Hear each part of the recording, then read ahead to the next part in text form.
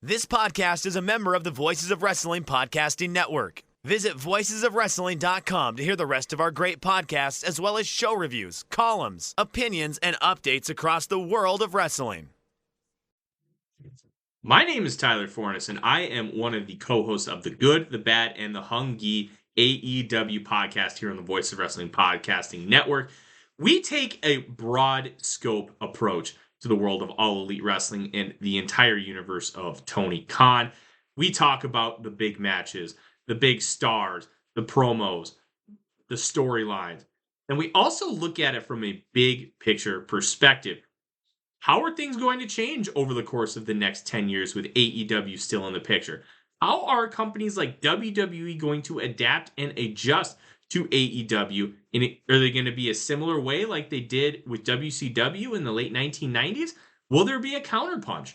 We talk about all of that and more on the Good, the Bad, and the Hungy every week on the Voice of Wrestling Network. Welcome back, everyone, to the Gentleman's Wrestling Podcast. I am your host, as always, Jesse Collings. And joining me here, again, returning guest to the show, he's the captain, he's the president and CEO of voicesofwrestling.com. He's currently actively rooting for his baseball team to achieve a record level of futility. It's Rich Kraetsch. Rich, how are you doing today on this wonderful Saturday morning? Doing well for a giant corner office at the Voices of Wrestling skyscraper, my great parking spot. You're right in downtown Chicago, right in the heart of the city. Yeah, well, I did West Loop. That's like the up and coming area. So we're right by Google, McDonald's, these small companies that we're are hoping to get on our level one of these days. That's where we're at. Yeah, huge expense, gigantic expense every single day for this giant office that's always empty because most of our people are remote. So yeah, just classic good business stuff here. But yeah, not only am I rooting for my my baseball team to achieve futility, the White Sox, they're not, and they should have done it this weekend, but unfortunately they won, and now they're not even the best at losing. So maybe they can, but there's still plenty of time to restart another losing streak. I think they're already at two as we're recording this. They're already at two in a row. But more than that, I'm also today rooting against my country to win a gold medal in basketball. I'm at this very weird situation where at the beginning of the Olympics, I looked at the betting lines. You be careful, Rich. This is going to turn into an Olympic basketball podcast very quickly. It is, and that's okay. That's fine. But that's not why you came. But that's fine. Because I have some takes.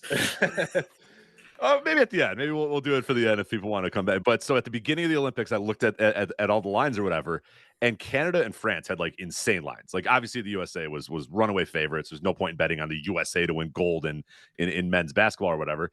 So I said, you know what? I'll put $20 or whatever on France and $20 on Canada. Who knows what happens? And Canada, obviously, they flamed out, did not work out well, but France is here. Now I stand to win a good amount of money if France defeats the United States to win the gold medal. But I can't look thankfully my grandpa who did serve in World War II, I wouldn't be able to look him in the eyes if I had to root for France to beat USA. So I'm just going to sit back, and I think any scenario that happens is going to be fine. I'll either win money if France wins or USA wins. So either way, but a part of me kind of wants that. It's a good amount of money. It's a decent amount of money. So I'm hopeful that France could. I was really just hoping Serbia beat the USA, and then I'd be like, oh, cool. Yeah, France could beat Serbia, and I'm good to go. Now I'm a little conflicted, but it's fine. Yeah, I don't have any money on the Olympics, but I will go further than you, Rich. I'm kind of like actively rooting for France today. By the way, we're recording this. Yeah, everybody, the game, and everyone is going to listen to this after the game. But yes. I have a hard time rooting for the Team USA. Me and you discussed this before the tournament. We were like, I was like, what is this monstrosity of a Team USA? Yeah. It seemed to be. I just, it's like I watched the Serbia game, and like when they made the big comeback in the fourth quarter, and like the guys were like celebrating super hard, and it's like on one hand, I'm like, if any team made a big comeback in the semifinals of an Olympic game, they'd be like celebrating super hard. But I'm like, they have such a massive advantage in talent. Like, I find it hard. It's like rooting for a bulldozer to go over a tulip. Yes. Like, yeah, Team America's 11th best player would be like the fourth best player on Serbia or whatever. And it's like it'd probably be the second best player. It might be modestly be the second best player. Yeah. I mean, that Serbia team. Yeah, that Serbia team. That Serbia team is like Jokic, and Boki, and I think that those are the only two NBA players. They have a couple guys who have like been in the NBA before. Yeah, there's Jokic and then a few dudes that like you've kind of heard of, and then Bogdanovic is like the only guy that is like the other legitimate NBA player, and then the rest are just kind of whatever. So Jason Tatum can't get into the rotation though. He'd be a bad matchup against these Eurobasket guys. he should go to Serbia. He should renounce his USA citizenship and join up with one of these teams that's just on the edge. He should try to see if he can go deep into the family tree and be like, actually, I have a little bit of yes. Trying to figure out what team would he join? Tatum. Yeah, just throw a little, throw some sort of umlaut or that little tilde over the U, and he's in. Yeah, he's. Yeah, the Celtics fans I know are extremely unhappy with Steve Kerr, and I mean I don't know, maybe it's he's resting up. He's resting up. Yeah, I know. Like that's like the logic is like, hey, you know what? Jason Tatum and Jaylen Brown not being Jason Tatum getting benched, Jaylen Brown not playing at all. That's probably like realistically a good thing from like a health perspective. But all right, there's I quickly figured it out, and then we can talk about professional wrestling. Okay. Tatum's father, who I don't know if he's on a good relationship with his father, but for the purposes of this, are you talking about Justin Tatum? Yes, I don't know. Are they cool or not cool? I don't know where. I believe they are cool. And speaking, okay. Yeah, he is. He's been a little outspoken about as is Tatum's mother. His dad is he's a coach of a team in the Australian National Basketball League. So all he has to do, show up for a game or two with his dad's team and say, you know what? I'm feeling very Australian. And he'd propel that Australia. They were pretty good. They just need another body. You know, you got FIBA. Yeah, I mean, they would make Jason Tatum. It would make the Olympics for sure. Can you do that in FIBA? Can you, like, if you played like an official FIBA tournament? I know you can't do this in soccer, but if you played like an official FIBA tournament, could you change nationality? Yeah, I don't know. I know that you can. I always forget how the nationality change thing has to happen because obviously Joel Embiid was bouncing around a lot over the last couple of years. But Embiid never played. Like Embiid never, he I think, played in like a first a senior team national tournament like the Olympics. Yeah, like I don't know. Yeah, that's a great question. I don't know because you'll see like FIBA all the time. And you're like, what the hell's that guy? And it's like, oh, he played 2 years in Turkey. Oh yeah, he's Turkish, and you're like, oh, yeah. Former Boston College basketball legend Tyrese Rice, I believe, plays for the Montenegrin basketball team as a naturalized citizen of Montenegro. He's just been playing in Europe for like the last 10 or 15 years. But yeah, you'll see that from time to time. It's a stretch to get Tatum there, but I think we could do it. Yeah, well, I heard Embiid say he said next time, in 2028, he's going to be back. And he says, it might not be for Team USA. It might be for Cameroon. And I'm like, first of all, you're full of shit, Embiid. You just want to coast to the only thing you're ever going to win in your entire career, which is get his ass medal. Yeah. And he almost cost it. He almost cost it to not win one. So I think he's in for a rough season again. But I don't think you can just switch. Like, all right, I'm going to play for Cameroon now that I've got my gold medal for Team USA. Yeah. I think he pretty much said, he's like, I don't want to play for Cameroon because I don't think they have a chance of winning, which I think is like a shitty attitude towards national team play. But I don't know. Maybe the entire process, I think, is very political and probably aimed at trying to form the next super team. If that's what history of Team USA basketball of course. indicates to us, that this is a recruiting tool.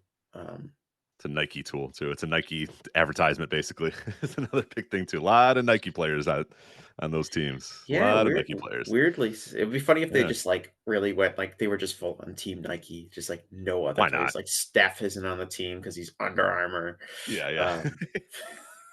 It's just all Nike guys. They don't have the 11th. They the 11th Nike guy is like someone who's like barely a rotation player. It's like Gary Trent Jr. It's like, oh yeah, we really thought Gary Trent Jr. could help the team. He's got a new shoe. We got a new Gary Trent Jr. shoe coming out for some reason. So, all right. Anyway, we're here. Let's talk about wrestling. Oh yeah, that was dangerous. I guess. Yeah, you brought that up, Rich. That was that's my fault. It's my fault. Yeah. Anyway, if Gershon Yabusele beats Team USA, I think that'd be pretty surreal to happen. USA is going to win by 45, and we're going to come on and people will be like, I can't believe you even thought France is going to win. But I don't know, maybe not. I don't think I think Team USA is going to win. I do too. I just think it's definitely way funnier if Team USA loses. It's always the freakouts are always fun. I do care. This is the first time I've ever really cared. I don't really know why. I just like rooting for someone in all the different events, I guess. But like I am like looking at that gold medal count of between USA and I think China. They're tied. They were tied, I think, at 33 heading into today. And I was like kind of counting them up in my head. I'm like, all right, the two basketball ones, those are probably pretty good locks. Women's soccer is playing for the gold. That's good. Like, are there any more track events? Are there any more events that like Team USA has a shot to win? I keep thinking like the events that the Chinese are really good at, like diving, are like wrapped up, but then there's always like, oh no, it's the men's 3 meter dual platform There's event. always weird shit that comes up on Yeah. like Saturday morning or Yeah. Sunday morning. There's And it's something like, weird happening right now that nobody knows about that some country's going to get like 7 medals in that you don't even know is happening. So what's the Olympic sport you would most like to do that you haven't done we were before? talked about this on the flagship recently. I think I want to get I into skip over handball. that. I skip over that shit. Oh, damn. Well, you missed it. We talked about handball. I said I found a handball association in Chicago, and I'm going to try to jump in and You're see if gonna I can get play some wrecked handball. by like these like ex-Yugoslavian Yeah, guys it's fine. that are like I get serious wrecked by handball them playing players. basketball anyway. I Yeah, get wrecked but playing those now guys. but you have a lot more experience playing basketball than you do playing Yeah, handball. it's fine. I played handball in college. We had like intramural handball. Because it's pretty much you can just put it on a basketball court and use the Yeah, 3 point right. line as like the throw line. And we got some like indoor soccer nets. It's pretty fun, you know. It's really like if you have like a really strong throwing arm, like you're a baseball player. Yeah. That's really like the best skill to have at handball. Yeah, that's kind of why I thought I was like, well, it looks, it has some fundamentals of basketball to it, lateral movements and You got to occasionally dribble bouncing a the ball, ball, but you don't yeah. necessarily have to bounce the ball. I think I gotta tune myself up on the rules a little bit. But then the big key is just, you have to have like a baseball arm, and I played baseball and basketball my entire life, so it's like, oh shit, I think I could probably try that. I don't know if I'm going to be an Olympic gold medalist in handball, but as watching it, I was like, oh, that's a sport I feel like I could definitely have fun playing. The rest of it, I'm good. I don't need to be doing anything else. That's When I I already played play basketball and I don't actually, you know what? I honestly think you, me, and we could find one other person on earth and probably in this country and maybe make a run at the 3-on-3 for the Los Angeles Olympics, given the given how Team USA and really all the teams, like Team USA was particularly ridiculous and awful, but I'm watching a lot of these other teams and I'm like, I don't know, man. I don't think any of these guys are good. they're not like the high level They're not. players. They're Like really we're not. under the impression that's like, oh, we're sending like our worst players, and like like I don't know, like Lithuania is playing like Yeah. is sending Yeah. like Eastern Europe is bringing their best because they Well, love they're 3-on-3 basketball. And then you watch these guys and they have like widow's peaks and they clearly look like they smoke. And you're like, yeah, I don't know.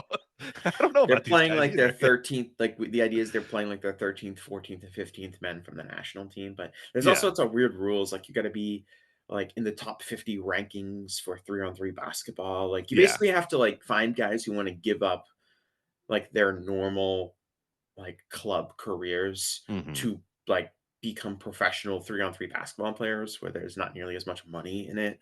Um, it's kind of weird. I honestly think they should just like if they want to include 3-on-3 basketball, they should be like if you have a national team that makes the Olympics and regular basketball, you can't play 3-on-3. Like make it kind of like a sport for like more like developing basketball nations than like all like the good basketball countries playing. Yeah.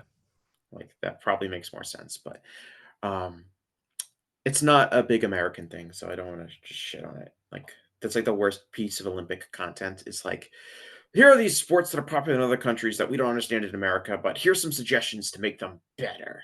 But we Like can make 3-on-3 better though. We can do that. I don't that's the thing that bothers me is I know people play 3-on-3 in America. We can find I this. We think can find people. we should just send our YouTubers. Like it should be like the professor and like a couple other Yes, that'd be guys. fine. That'd probably work. Yeah, the professor and That's a missed opportunity. Like one of the you know Dude how Perfect guys. yeah, well, I don't know if the Dude Perfect guys are actually No, I'm but kidding. I'm kidding. But like, I don't think I watched a second of the Team USA 3-on-3 basketball, but if you told me that the professor was going to play in the 3-on-3 basketball, I know he's I like bet 5 foot. Professor AO could probably still go.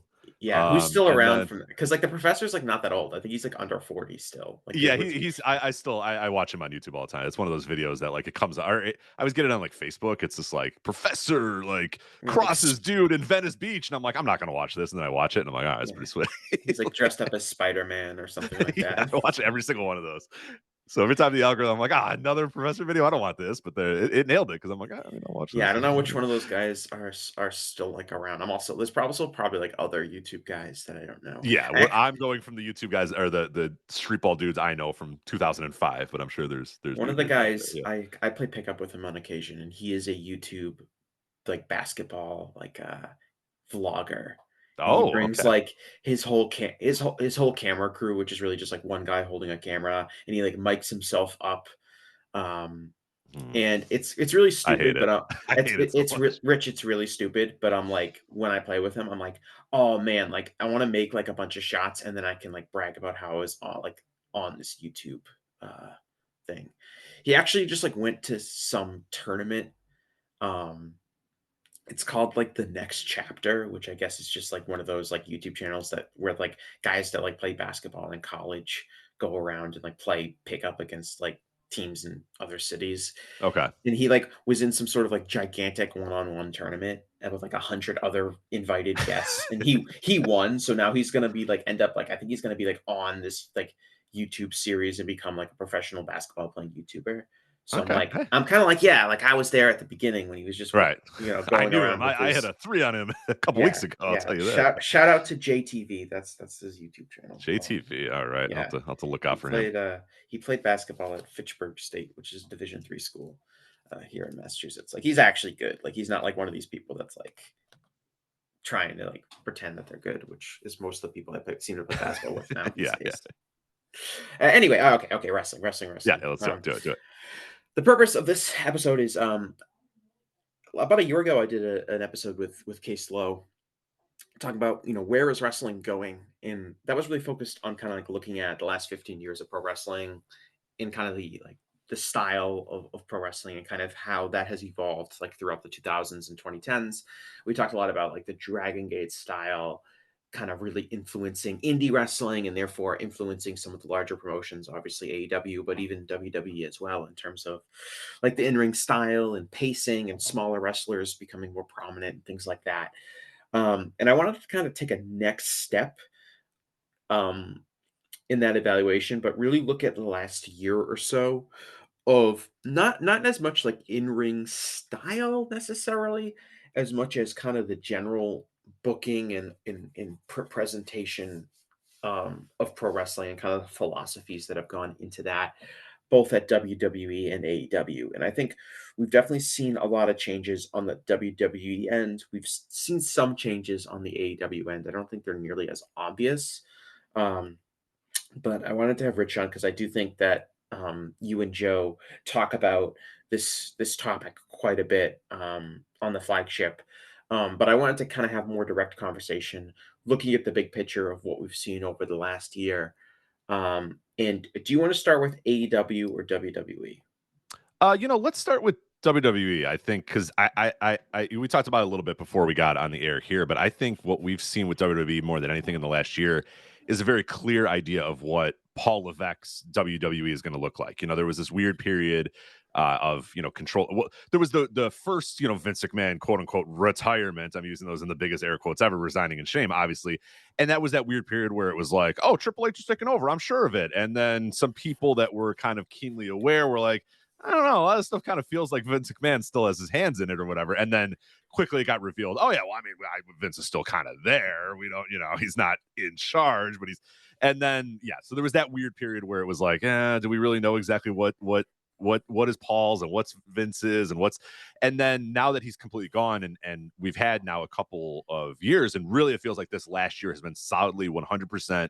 If we look at WrestleMania, this has been Paul Levesque's vision for what this company is going to be. So I think that's a little bit easier to start with, because I do think now we have very clear ideas of what the big picture is going to look like and what kind of the tenor of a Paul Levesque booked WWE is going to look like. So I think it's a little cleaner, honestly, to talk about WWE.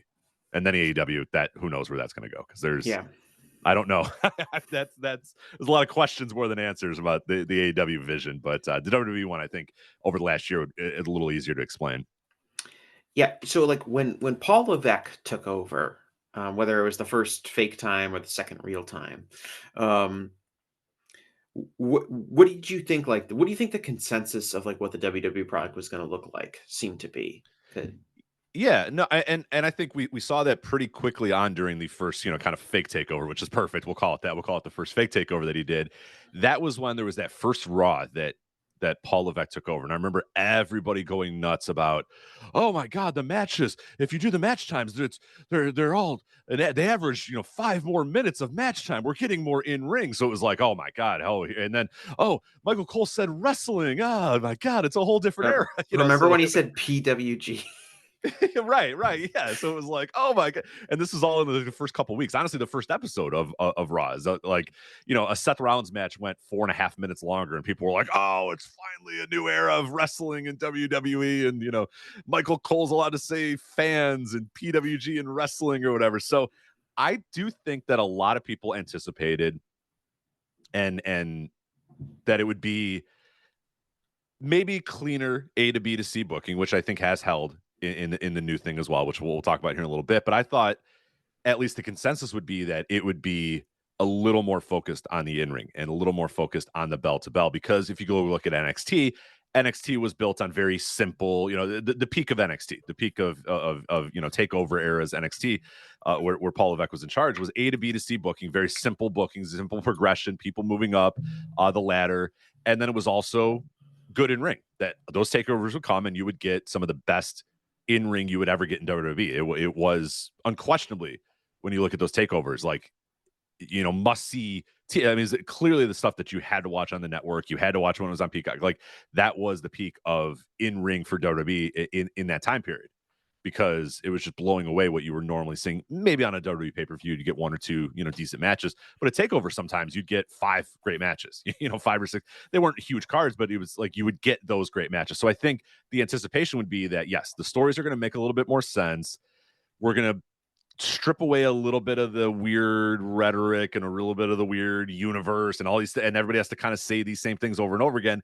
And also, we're going to have a little bit better in ring, I think, is what the consensus would have been. Simpler booking, better in ring was essentially what we were going to do. And we kind of sort of maybe saw that for a little bit, but I would argue in the last year we have not seen that. And I think Paul Levesque's WWE is a lot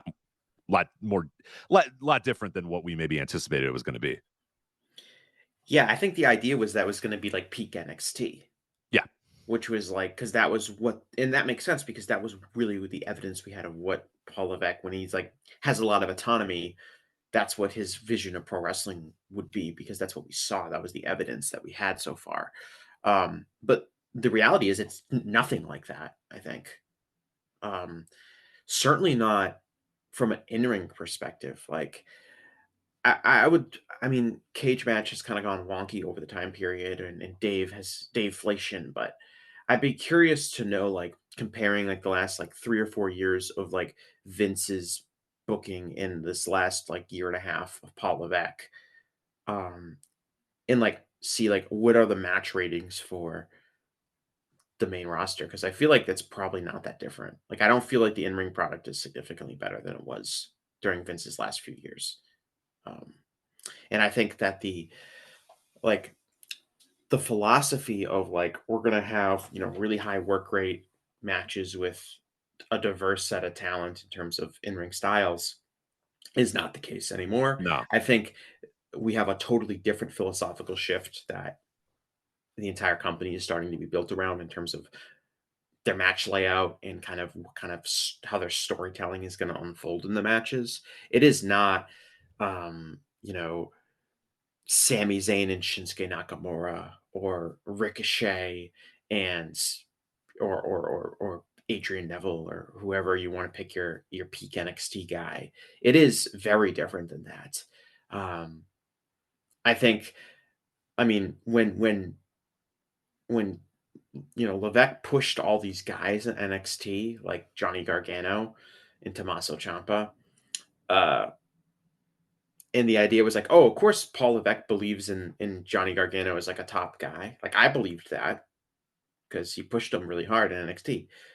What's happened when Paul Levesque has actually sat in the big seats and is now in charge of the main roster? Who's he pushing? Is he pushing those small indie guys that he liked to push Absolutely in not. NXT? Big guys. Well, right. So what did he actually believe this entire time? Maybe he believed, and it would fit into the WWE overall, Vince related philosophy, which is like, yeah, we'll push these small indie guys when we're trying to compete with these small indie companies, which is essentially what NXT was trying to do, is trying to be indie wrestling for WWE fans. Right. It was supposed to be don't go watch PWG, don't go to your local indie. We have your Yeah. indie right here. It's on the WWE Yeah. network and it's Don't called watch Ring of NXT. Honor. Don't Yeah, watch New right. Japan. That was the point of NXT. But now that like, all right, well, now we have to reach the casual fan or we have to reach the masses. It's going to be, Damian Priest. It's going to be Walter. Not that I have anything against Walter.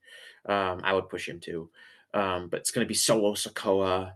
It's not going to be, Johnny Gargano is going to be an afterthought. So that's a major change, I think, and kind of reveals kind of what the philosophy of WWE in terms of who they're going to push has not really changed since Vince was in charge. No, it really hasn't. Yeah, because that I think would be maybe something again, speak that maybe people thought, oh, it'd be a good opportunity for smaller guys or more, like you said, more dynamic, guys to get a chance. But really, I mean, yeah, they haven't pushed really any of those types of guys. You know what I mean? Like Gargano and Ciampa, obviously, you probably weren't going to push them main roster.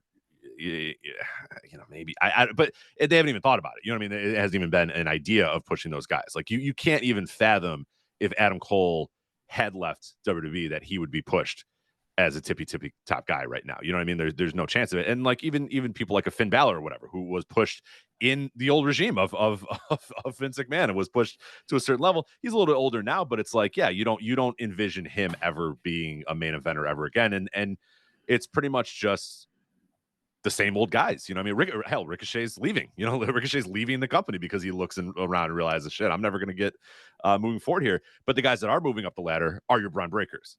The guys that are moving up your ladder are your guys that have the good bodies, the big bodies. They're tall, they're thick, they're wide, whatever it may be. And that's not a philosophical change whatsoever from Vince McMahon. And I think that to me is what I think the last year has proven to me that Paul Levesque's vision of WWE is a lot more similar to Vince McMahon's than we maybe ever thought or ever assumed or ever imagined. I think he hit on this bloodline thing, and I think he's realizing, shit, yeah, never mind. I'm in the big seat now. I'm in charge of WWE. I don't have to be an alternative to WWE. I can create my own thing here, and I don't need an alternative because this is working. So everything on this show now is going to be very similar to this. Which again is very simple storytelling, very A to B to C storytelling, the bloodline thing. I know it goes in a lot of different directions and people pretend that it's like this unbelievable story that you have to watch this 9-hour video to understand, but it's essentially just a group of people get together and then somebody joins the group of people that other people don't like, or somebody in the group of people does something that the other group of people don't like. It's everything. I mean, we've seen it with Alpha Academy, we've seen it with Judgment Day, we've seen it with Bloodline. We'll see it time and time again. They've clearly, New Day is kind of starting to kind of go in this direction as well. That's sort of the style that they figured out. And I think he has realized, maybe smartly, that, yeah, now that I'm in the big seat, the big chair, just kind of do what Vince did. I mean, maybe he was onto something here a little bit, but I'm going to stick with stories a little bit more. And I think that maybe is one of the biggest differences, is that, Vince McMahon would sometimes wake up one day and just decide, fuck it, I don't like Braun Breaker anymore. And then after, months and months and months and months of pushing Braun Breaker, he would just decide, I don't like him anymore. I'm done with him. And then Braun Breaker would lose, and then you would just never hear from him again. You'd be like, oh, okay, that was weird how he was pushed for 8 months, and then he just disappeared, because that's how Vince was, because he was, insane in a lot of ways and strange. And yes, sometimes he would just wake up and decide, this guy sucks and I don't want this anymore. I don't feel like Paul Levesque is going to do that. I think he's going to see his stories through. But I mean, really, if you chart it out, and I didn't put names to who was booking what, I really don't think that much of Vince McMahon's last couple of years of booking would look all that much different than Paul Levesque's, other than the fact that it's not as, it doesn't succumb to wild fluctuations like Vince's booking tended to do. But for the most part, it's kind of just the same. It's kind of the same stuff. And really the pay-per-views, like you said, I think the pay-per-view is getting worse, honestly, in terms of actual bell to bell. which is unbelievable. I don't think anybody could have possibly predicted that, but the Paul Levesque pay-per-views have been atrocious. I mean, they've just not been very good in terms of what I think and what I want out of like bell to bell. But I even outside of stories, I don't know how you could watch these Paul Levesque pay-per-views and think that you're getting great pro wrestling and not, good. If you're there watching them for the stories, sure, you're getting that. But I don't think you're getting great bell to bell pro wrestling, and I'm a bit surprised by that, given what peak NXT really hung its hat on. Yeah, people can go back and they can read stuff I wrote like 6 or 7 years ago. So I swear I'm being consistent on this thought. I always found the idea that like Paul Levesque like was like this, like loved the modern wrestling style and like was like a huge fan of indie wrestling and things like that, and liked pushing smaller guys. I always found that idea kind of preposterous because he's fucking Triple H. Like he's not, everything we know about that guy is like he thinks whatever he is doing is the best proper way to do something. And the idea that this guy who's been on the WWF booking committee since like 1997 is like incredibly different than Vince McMahon in terms of his overall philosophies. That's ridiculous. That's ridiculous that anyone really thought that. I get that NXT looked different. And there was obviously like more of a focus on smaller wrestlers and more of an open mind about who could be pushed. But realistically, like the idea that Paul Levesque was this some sort of like well-traveled, guy who studied wrestling from all over the world and is open to all these different philosophies is completely contradictory to everything else we know about him in his career. Yeah, and I think what is happening more and more is that I think we should wake up and realize, and we talked about a little bit earlier, that NXT was not necessarily Paul Levesque's vision for what the idealized version of professional wrestling was. It was exactly like we said. It was, this is the alternative to what Vince McMahon is giving you on the main roster, and we are in direct competition with Ring of Honor and New Japan Pro Wrestling, PWG, Evolve, all that sort of stuff. That's what it was. It was just the don't watch indie wrestling, watch us. We're going to produce which is indie smart, wrestling. by the way. Like absolutely, that's like it worked out building, great. Instead of being stuck on your idealized version of wrestling, you built something that would attract the kind of audience you were seeking to attract. Absolutely, and it worked incredibly well.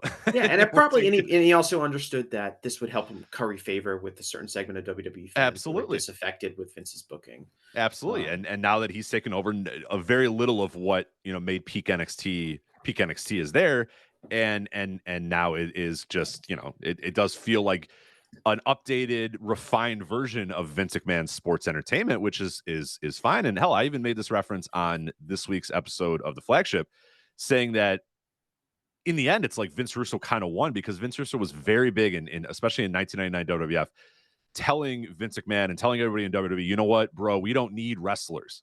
I don't want wrestlers. I don't care for wrestlers. Wrestlers want to do this and wrestlers want to do that. I would rather have actors. I would rather have a locker room full of actors, and I would just give them scripts and they would go out there and do their scripts. And maybe they do a little bit of bell to bell. They do a little bit here and there. They'd hit their move or whatever, but matches are worthless. We don't need matches. Matches get in the way of my stories. I want to tell my stories.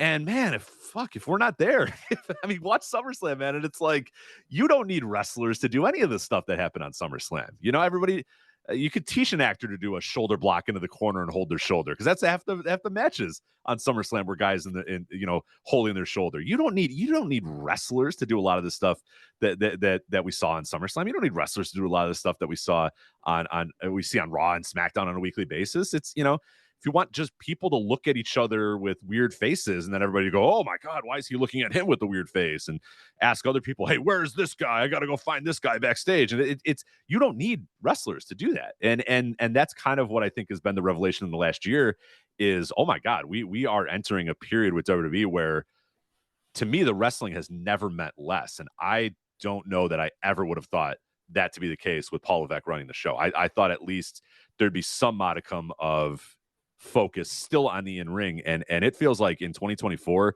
we've seen that go in the complete opposite direction, and now we're telling stories like we've never told stories before in this company. It is a storytelling company way more than it is a wrestling company now. Yeah, I think that when we talk about like major philosophical changes in wrestling and where wrestling is headed, that's really where I think the conversation starts, and it is the evolution of WWE going away from the last vestiges of traditional pro wrestling, which is focused a lot of times around show, don't tell, to now being a product where everyone is going into dialogue, and everything is made very clear to the viewer about what these actions are. And every match now has a mid-match promo. I think, we saw it started during the Thunderdome era, the PC era during the COVID-19, where they understandably experimented with kind of different styles of pro wrestling. And I think the first one that really stands out to me is the Roman Reigns versus Jey Uso. I think it was a Hell in a Cell match. It was a Hell in a Cell. Yeah, I Yeah, know exactly. where Yeah, exactly. it was like Roman was like crying and making these faces, and it was like this super cinematic experience, I Yeah, guess. it wasn't a match. It was two guys Yeah, in a Hell in a Cell talking and doing promos while occasionally hitting moves to each other, and it'd be like, "I don't want to do this, but you're making me do this," and it was just, yeah, it was, you're my eh, cousin, Oos. yeah, people loved it though, and that was a very, I mean, Joe and I went on the podcast a couple days after that and went, "Oh no, people love this match," and I don't like that people love this match at all. I'm very worried about what the future is going to bring, and well, voila. Yeah, and we're seeing that now, not just with the subsequent Bloodline matches, but now we're seeing it as kind of becoming the general house style. It's the house style for sure. It's definitely happening in NXT, where they're teaching the wrestlers the house style. And that really has become the major. I think when you have a show like SummerSlam, where you can look at a lot of the matches and be like, a lot of these have those aspects of it. The CM Punk and Drew McIntyre match is a perfect example of a match that was really focused on stories and guys being mic'd in the ring to tell the audience things, as opposed to just having like a standard wrestling match. And the major concern about this, Rich, is that it's working. Mm-hmm. I think there was a point where, during Levesque's return to pro wrestling, when Vince finally really left, where I was like, you know what, there's a lot of enthusiasm and optimism about the product, because Levesque is taking over. People who were sick of Vince are now going to tune into the product because Vince is gone. Cody's jump was really influential in terms of getting some more people interested in the product. Then you had CM Punk come back, and then you had The Rock, and it was like they're really, getting some big boosts over and over again. But eventually, this is going to wear out. But I think since WrestleMania, um, ratings are still good. Attendance is still really good. They're still, putting 10,000 people or more in a lot of these venues for Raw and SmackDown. And it's because people are interested in this product. People are getting into the story, like seeing the Judgment Day stuff unfold. They liked seeing the CM Punk and Drew match unfold the way it did. They like the Bloodline and Solo Sikoa and Roman coming back. And it is really something that has attracted, whether it's lapsed fans have come back, whether it's kids getting into the product for the first time. The product is really attractive to a lot of people that weren't watching wrestling a few years ago. And that means it's probably going to be hugely influential in not only WWE, but in the rest of pro wrestling. Absolutely. Yeah, because the wrestling industry is very much a copycat industry, and whatever the market leader is doing, a lot of other people are going to say, well, we want to be like that. Because also think about like a whole generation of fans that are now going to be brought up on this kind of style, which I don't think is changing anytime soon. I don't think Paul Levesque's going to wake up at Survivor Series and go, no, all this stuff, no, we're changing it all. We're going. So what you're going to have is a generation that's going to grow up in their formative years, and this is going to be the wrestling that they know. And say you run a local indie, are you going to want your local indie to be Ring of Honor style from 2003, or are you going to want your local indie to be similar to what people see on on WWE every single week? Like me, I would try to be an alternative. That's what I would do, but I see why an indie would say, well, shit, we got to do what they're doing. Well, if you're a young wrestler, what's being shown? What are you being shown that's really important about being a young wrestler? And it has almost nothing to do with in-ring ability. The in-ring's not even like, I don't know. You said like, I don't think the in-ring has ever mattered less in WWE. I'm thinking like, okay, in the 80s, like the in-ring really wasn't important. You had your occasional work rate guys, like in the tag team division or sometimes in the Intercontinental division, but the matches didn't really matter in the 80s. But I do think I think traditional pro wrestling skill mattered in the 80s still, like in-ring charisma and promos. Yeah, it was still done in the ring. Like this, a Yeah. lot for the majority of the stories were still done in the ring, and like, that's more what I mean is like the yeah, like actual Like physical Hulk Hogan. aspect. Yeah, like Hulk Hogan's like he wasn't like doing a bunch of cool moves or like even like being like super entertaining necessarily like in his like actual work, but like the Hulk Hogan story was told with him wrestling a wrestling match and him Yeah, pinning a guy's shoulders to the mat, 1, 2, 3. Um, that it was still like rooted in fundamental aspects of wrestling. This is different than that. This is like the promos don't even really matter, at least like the typical promos. Like having charisma, it does matter, but it almost the way you have charisma is almost different. Um, it's such a weird dynamic. It's so different than even I think like a few years ago. Like it's very different than the WWE style of like 2021. yeah, oh, absolutely. And it is we're seeing like Levesque is having success with it. So you're like you said, you pointed it out like we saw it with the bloodline, but now we're seeing it with Judgment Day, and we're seeing it with like even like mid card stuff like the Alpha Academy stuff in the New Day. Um, where it is somewhat like the idea of behind it is very traditional pro wrestling in terms of like stables kind of getting suspicious of each other and breaking apart, but the execution of it is so different.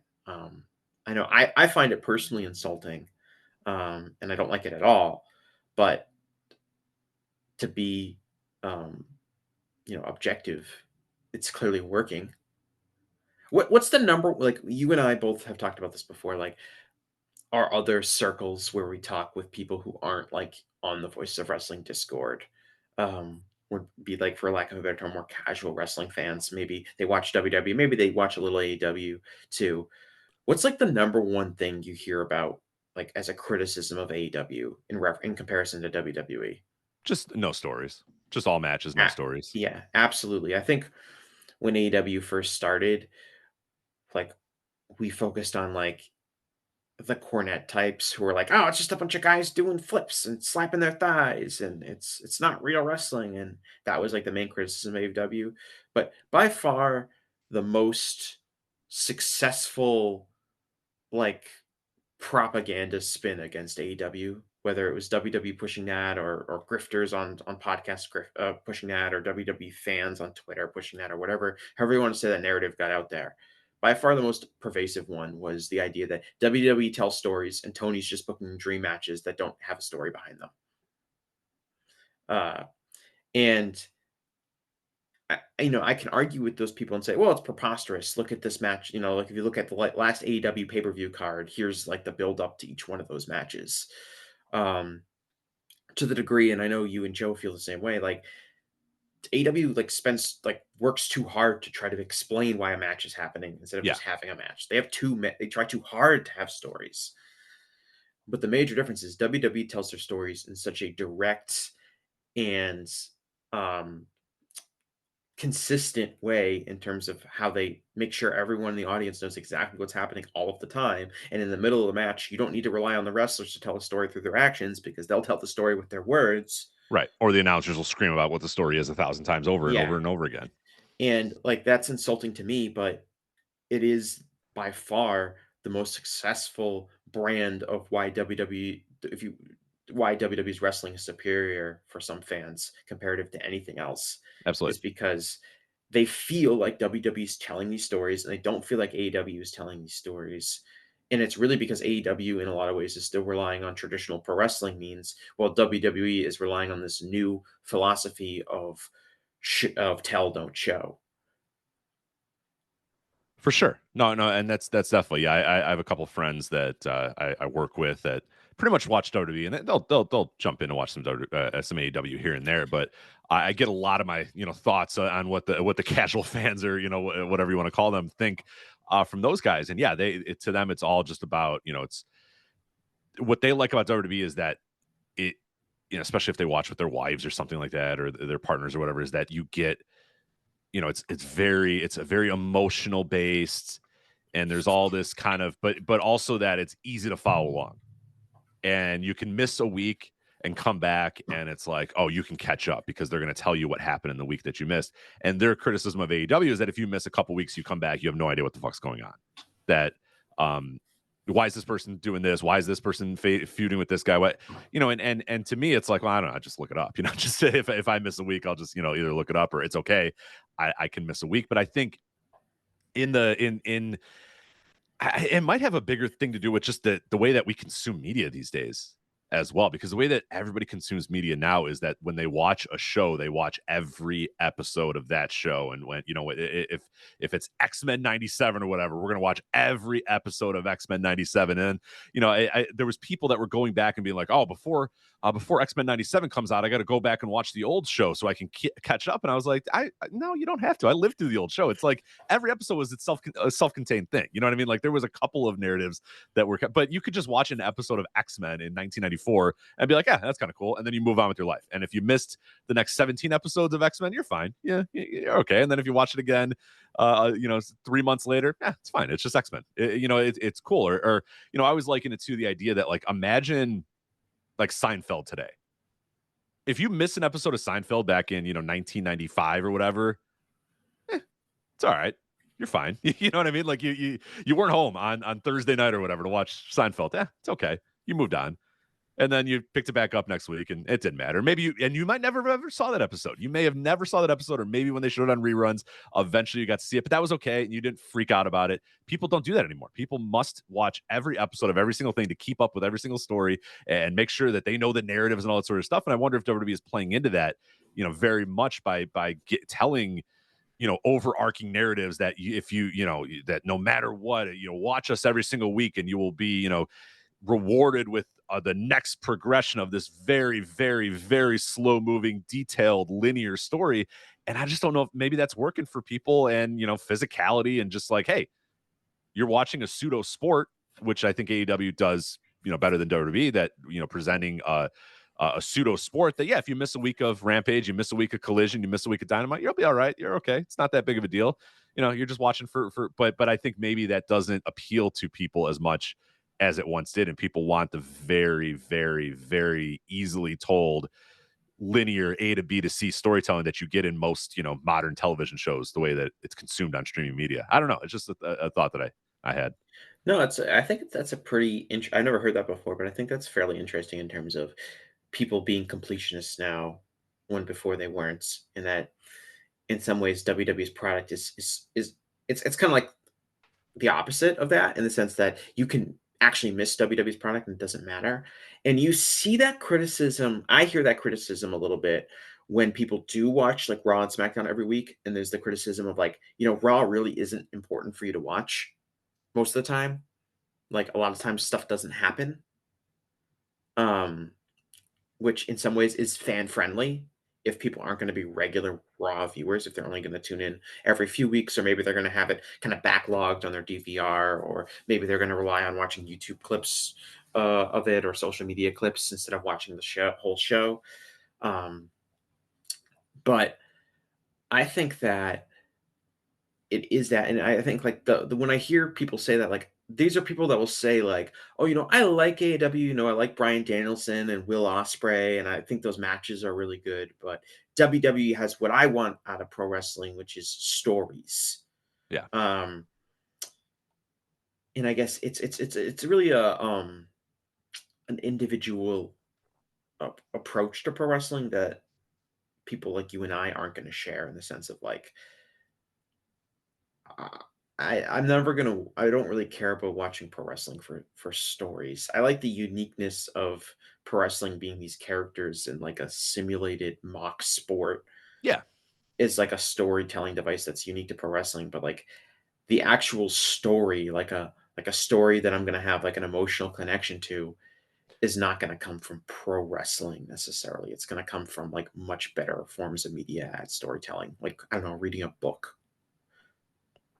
Yeah, but what's also weird about that too is I agree with you in a sense that like the reason that I got into professional wrestling was I was a sports fan, and then I saw this thing that kind of looked like sports, but the volume was turned up, 1,000%, to whatever wrestling was, and that appealed to me. The appeal was I am watching this kind of fake sport, and I knew I was never one of those people. I knew very early on when I was watching professional wrestling, like this is not on the up and up. You know what I mean? Because like, I always knew tell people, like I knew pro wrestling was fake, because that's all anyone ever said about pro wrestling, including my dad, who would watch it with me and then tell me how fake it was. Really supported the hobby, Dad. But like, I still believed like part of it was real. Yeah. Like, it's kind of hard to describe. It's like how a little kid brain works. But it was No, like, what I always bring up to people is that the first wrestling match that I really remember watching was like a Yokozuna versus Doink the Clown match. And like, even as a 5 or a 6-year-old, I was like, why a sumo wrestler is facing a clown? Like, something's not on the up and up here. Like, something's a little weird about this.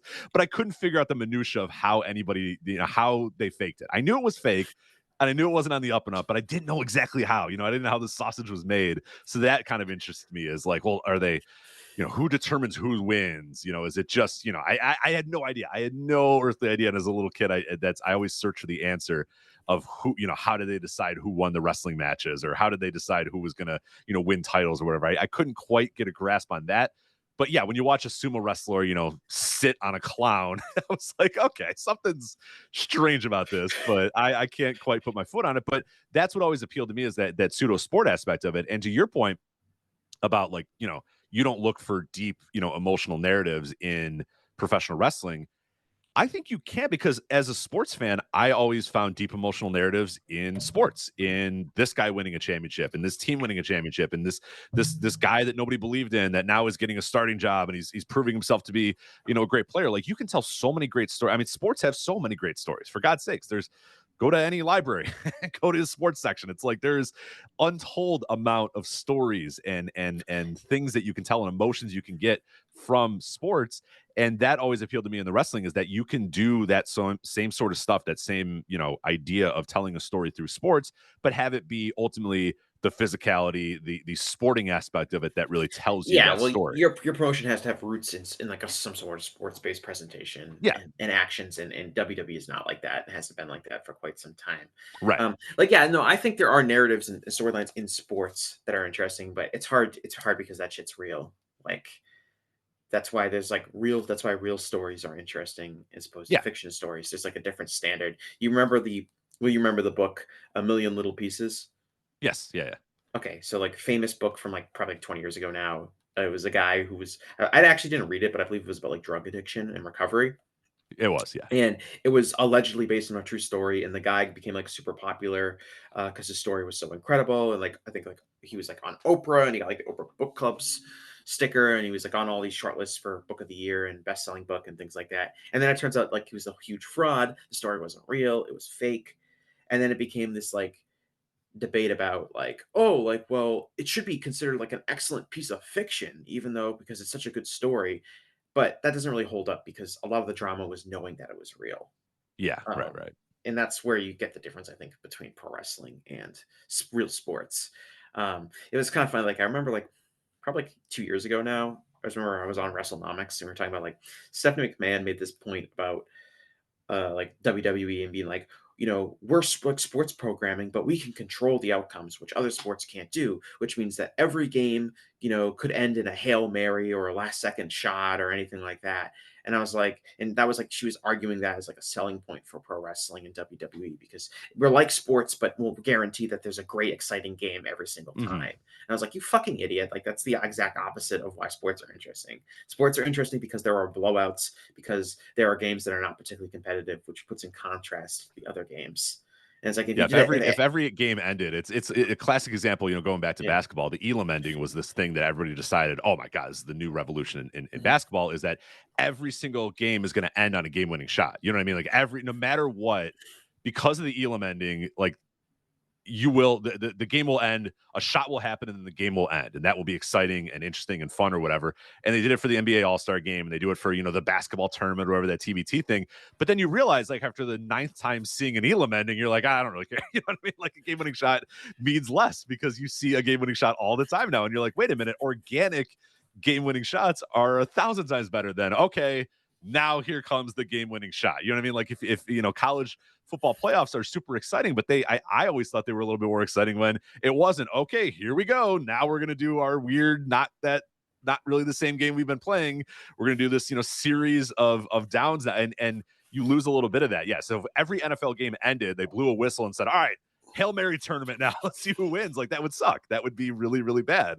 But yeah, so to you know, and that's I think one of the fun things about professional wrestling in the older days and the classic days, and what my idealized version of pro wrestling would be, is that yes, you can have the Hail Mary ending, but you got to make sure it's the right story, and not every, like you said, not every single thing has to end with that, the big blow off or whatever. But you could say, okay, this is a moment that really warrants it, so let's do it. Here's the time where we throw that Hail Mary or have that amazing game winning shot or whatever. And that's where a lot of the emotion comes from, is you could tell that, okay, this story is a little different, this story is being told a little bit different, and the people involved, they've nailed this story from beginning to end. Now they just have to get that last second shot or whatever that would, and that's what makes it really cool. But yeah, forcing that to every single story, I feel like has a lot of diminishing returns. And that's kind of my wonder about the WWE product right now, is every single story in that company right now is a group of people come together and don't trust each other.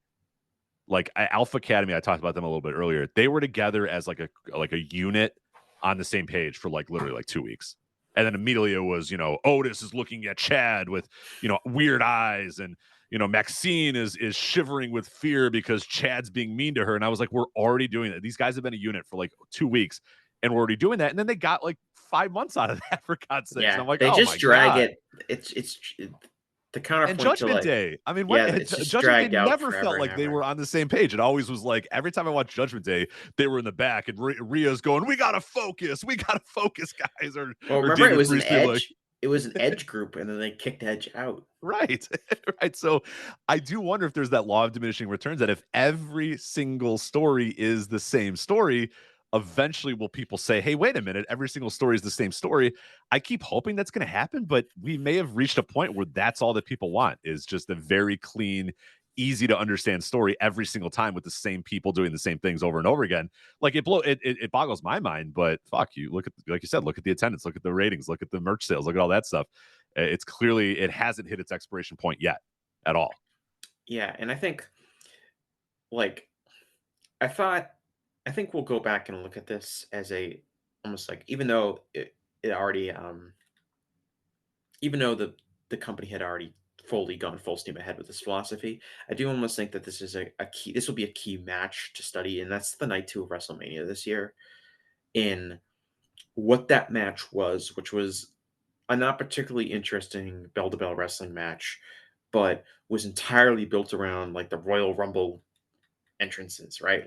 Pops. Music, first the pops. Bloodline guys are going to come out, then John Cena comes out, and then The Rock comes out, and then The Undertaker comes out, just kind of randomly for no reason. But it was about matches, it was about moments in the crowd standing on their feet and going, oh my God, The Undertaker's tongue hit. And that is what the current WWE fan base wants. People saw that as a satisfying conclusion to WrestleMania and Cody winning the title. It was what the WWE fan that they have cultivated wants. And it was the perfect ending to WrestleMania for that fan base.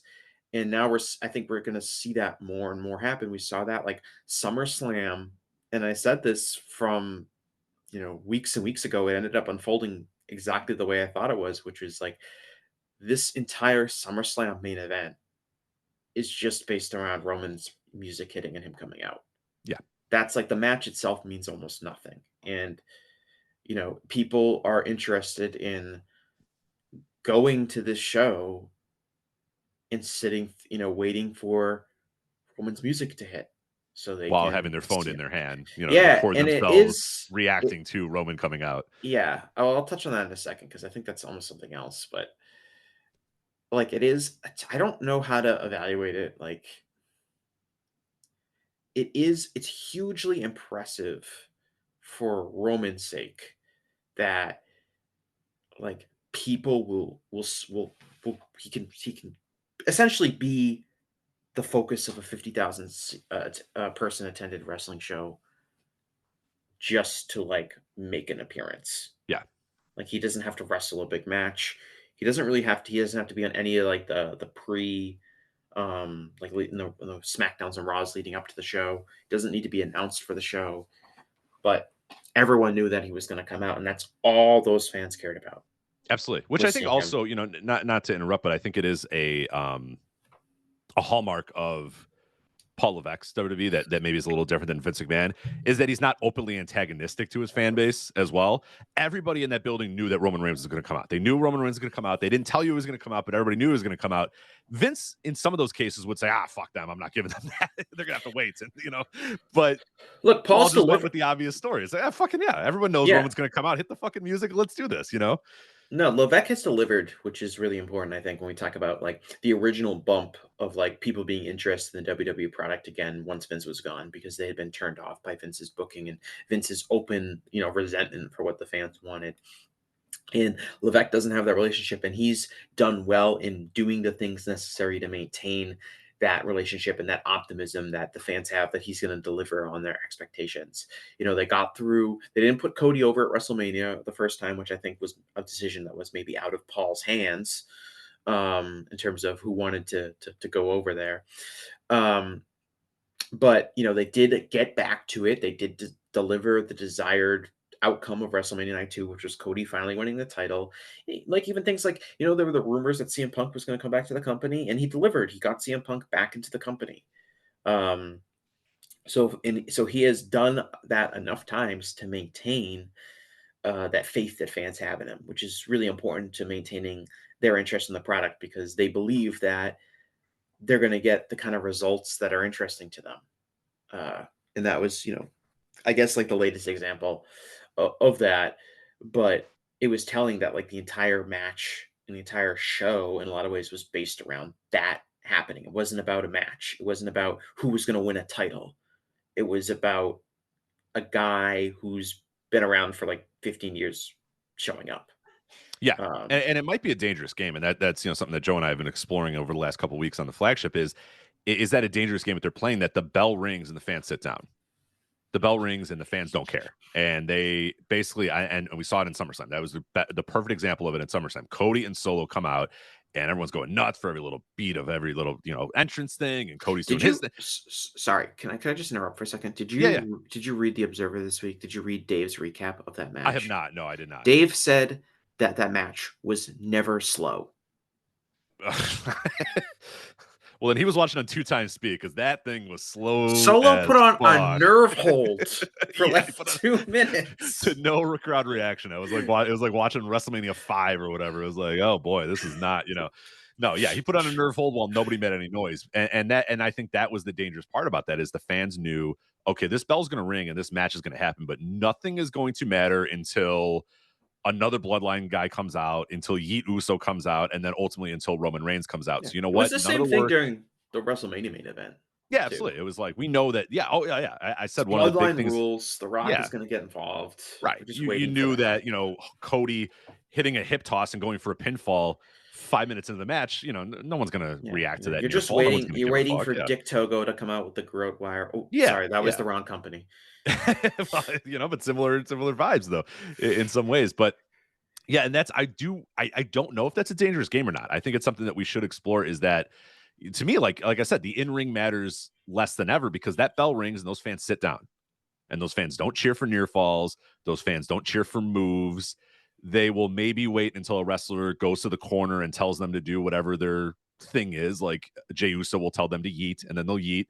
But then once they're done yeeting, they all sit down again because they don't really care what happens. I mean, fuck. The Uso match at WrestleMania is one of to me the best example of that. Is, I mean, God, that thing was molten hot on the entrance, and then the bell rang, and then these guys went out there and had a very boring match that the fans didn't care about, and ultimately it ended with like, holy crap, what was that? That was horrible. Like, those guys had no idea other than we make an entrance and then I yeet occasionally, and then I don't know what else we're gonna do. I don't know. That's it. That's all. That's the only idea we have. And that's what. How did twin brothers like not have like ideas for the match when they wrestled? I know. They've been wrestling for like 15 years. It's like, you would think this would be like their time where they've been thinking about this match their entire lives, and thinking of, oh man, once we get in the ring together, like, we can do this, we can do that, we can do that. But this is what I mean, where that's just not really how things are done. And that's, the Cody and Solo match was a perfect example. It's the main event of SummerSlam. Bell rings, everybody sits down, and they don't make any noise at all. Those fans made no noise, did not care about anything in that match happening until they started hitting the entrance music. And then they realized, oh, okay, cool. Now here's the point that we're going to get. So you had a little bit of that 90s Nitro vibe where everybody stands up and looks to the entranceway and says, okay, here comes the Giant, here comes Sting, here comes Hulk Hogan, here comes the NWO. Like, nothing that matters in this match, nothing matters in this match until people start coming out. And that was a dangerous game that Nitro played that eventually kind of killed their main events. Will the same happen with WWE, or have they simply decided that that's what their fans want and that they will deliver? So, hey, you're going to have to endure, 11 minutes of these guys pretending they're wrestling, but don't worry, we'll start hitting entrance music very soon, and then your favorites will come out. So just wait. Like how long, like in the long term, how sustainable is that as a practice? And yeah, I don't know. I think part of it is it's okay because they do it infrequently enough, so it's not going to get quick. Like it's not quite like Nitro where it's like every single week on Nitro. That's like the formula. This is like exactly, yeah. Maybe it's only on big shows, so that will mean that it will take a lot longer for it to kind of seek in as repetitive. I found the reaction to SummerSlam interesting. And the kind of the same groups of people that we were talking about earlier is not necessarily like the super hardcore WWE fans. These are the fans that maybe have come back to the product in the last few years. I thought, and you can read this in some of the cage match reviews. You can usually, if you actually read the cage match reviews, you can usually tell someone's general like approach to pro wrestling and whether or not they're just going to slap 10 on everything or whether or not they're going to be more thoughtful. Yeah, or if they had AI write their review for them, which is very clear. Sometimes we're like, this game was quite magical. It's like, okay, yeah.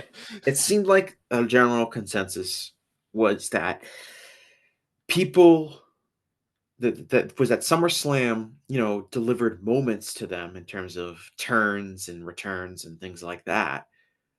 But the bell to bell of the show was not interesting, and so the show itself got kind of mediocre reviews. That's what I got from my casual fan friends too. Yeah, a lot of it them wasn't said like, oh yeah, the turns were cool and the return, Roman came back. But then I said, well, what did you think of the wrestling? And they went, yeah, it was kind of, there wasn't any really good matches. It wasn't on the like show. the show of the year. It wasn't really getting show of the year buzz, even amongst like hardcore WWE fans. Right. It was a show that people were like, yeah, I liked, the stories that unfolded, but it wasn't like largely interesting bell to bell, which is still, even if you're a company that's super resentful of that being a part of pro wrestling, is still the meat and potatoes of the company. In the you're gonna fill hours of time on a pay-per-view doing this stuff.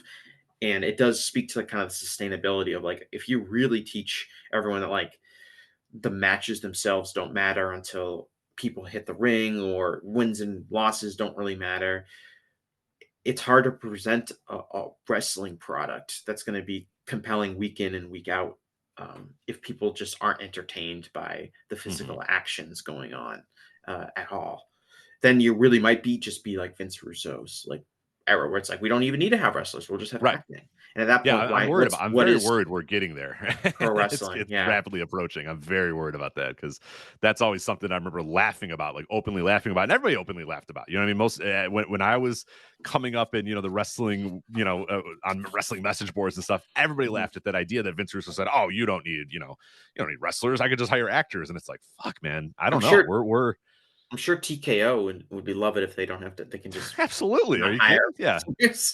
As long as they're not SAG actors, they'd have to get non-SAG actors, and then they'd maybe be okay with it. Well, they have them. They have these NIL and ex-college athletes that they have learning the WWA, and does it really matter if they can't wrestle that well or project that well or anything like that? Because the glitz and glamour will get them there, and that fan base, the WWE fan base, has a real level of optimism about the product. Yeah, and it's. They like to buy in, which is really, really important in terms of that's the best thing you can have. Yeah, and that's not a negative. It's the whole focus of a booker, right? Is to get the audience to buy in to what you're doing, and they don't need that much. They don't need to be shown that much to start buying in. They just need a catchphrase and an entrance, and maybe some well-placed social media campaigns. And then absolutely, yeah, the best thing you can have, and that's something that AEW once had. If we want to slowly get into AEW here, is AEW used to have the thing where everybody bought in, and that was a criticism of some people. Is we can do anything and the fans love it. Yeah, that's great. That's what you want. That means you've cultivated an audience that trusts you, that appreciates you, that you're in lockstep with. there's nothing better if you're a wrestling promoter than anything we do the fans love. They're bought in. That's good. That's what you want.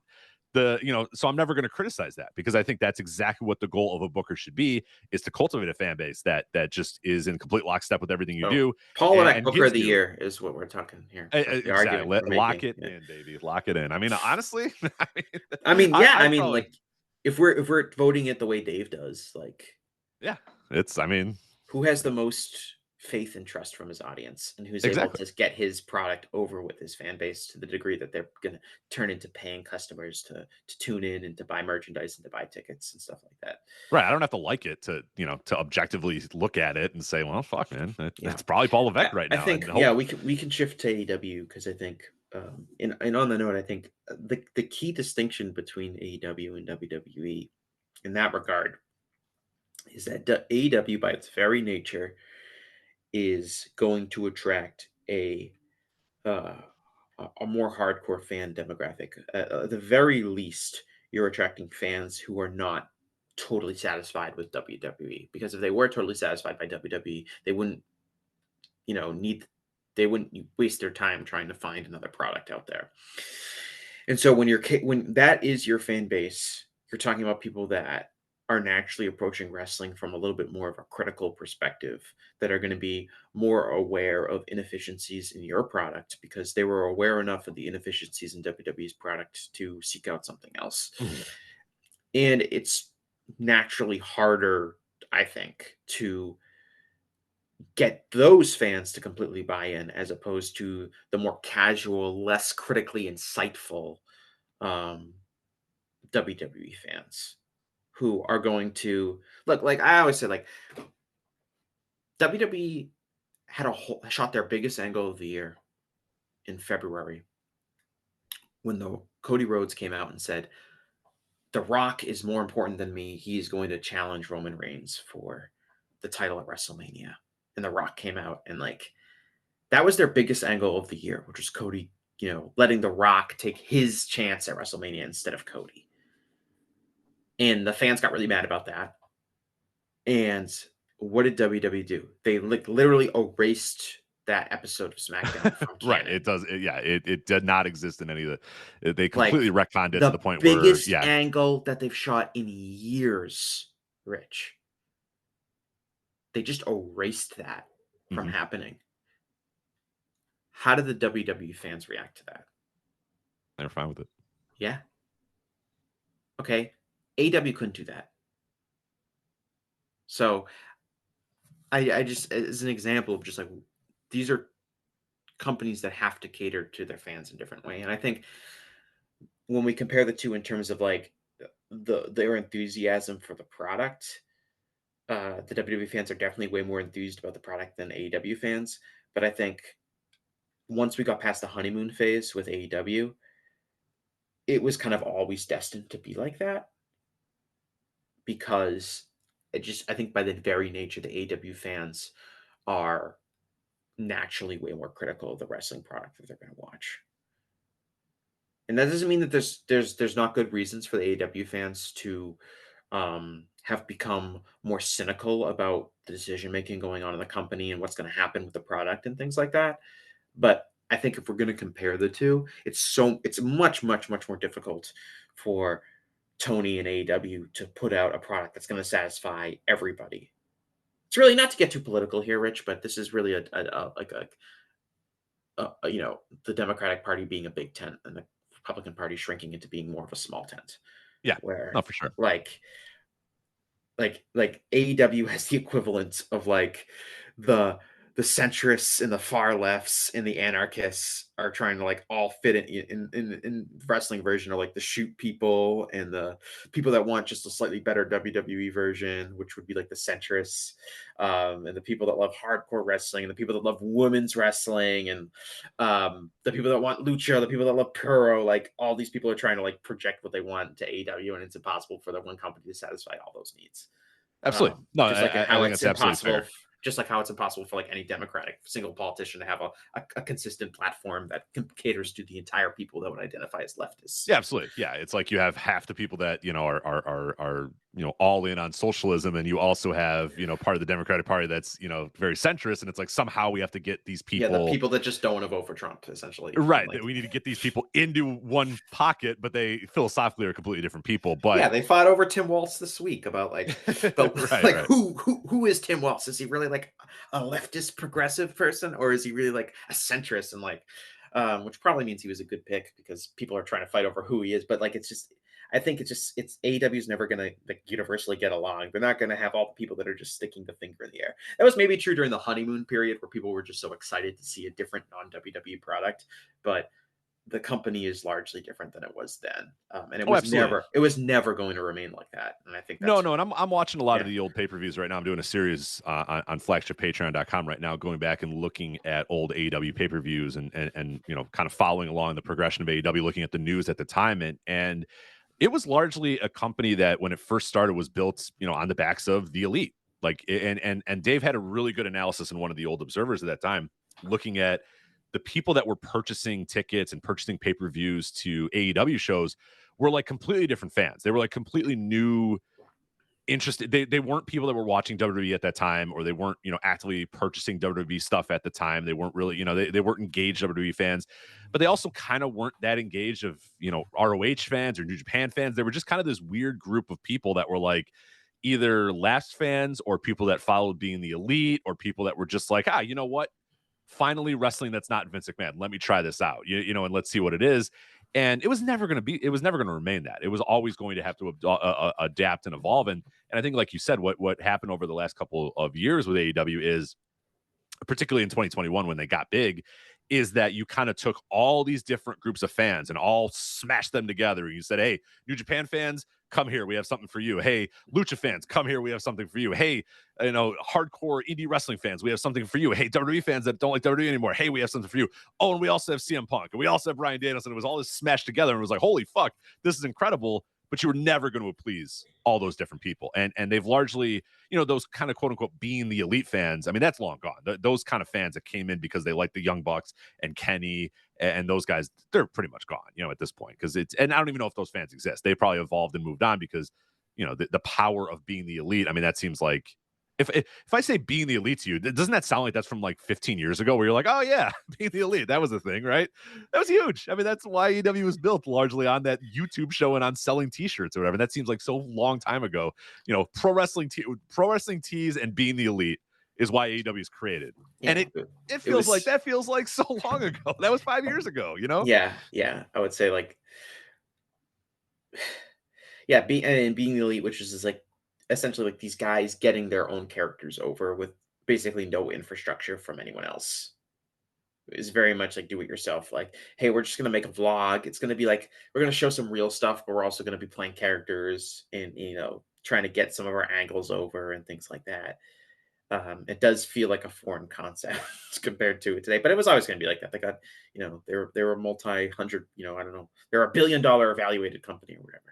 Absolutely, yeah, but I do also think that one of the issues with AEW is that I don't know, like they have evolved in terms of their fan base has evolved, but I don't know if they've evolved in terms of the infrastructure from when they began as we're Twitter being the elites, like that's kind of our thing or whatever. And the media landscape in the last 5 years has greatly changed. I mean, I think we can all admit that the media landscape is just a completely different thing than it was 5 years ago, and it'll be a completely different thing in the next 5 years as well. And it does feel like AEW is still very much stuck in a 2019 ideal of what the media landscape should be like, and where you should be and what you should say in those different points. Whereas I think WWE has done a much better job of evolving to the quote unquote TikTok generation or whatever you want to call it, and that sort of entire generation of people. And it does feel like AEW still largely believes, oh, okay, what we did when we, were created in 2019, that's kind of still what we should be focused on and doing. And I think that they haven't really updated their kind of marketing strategy or anything like that, or the way, because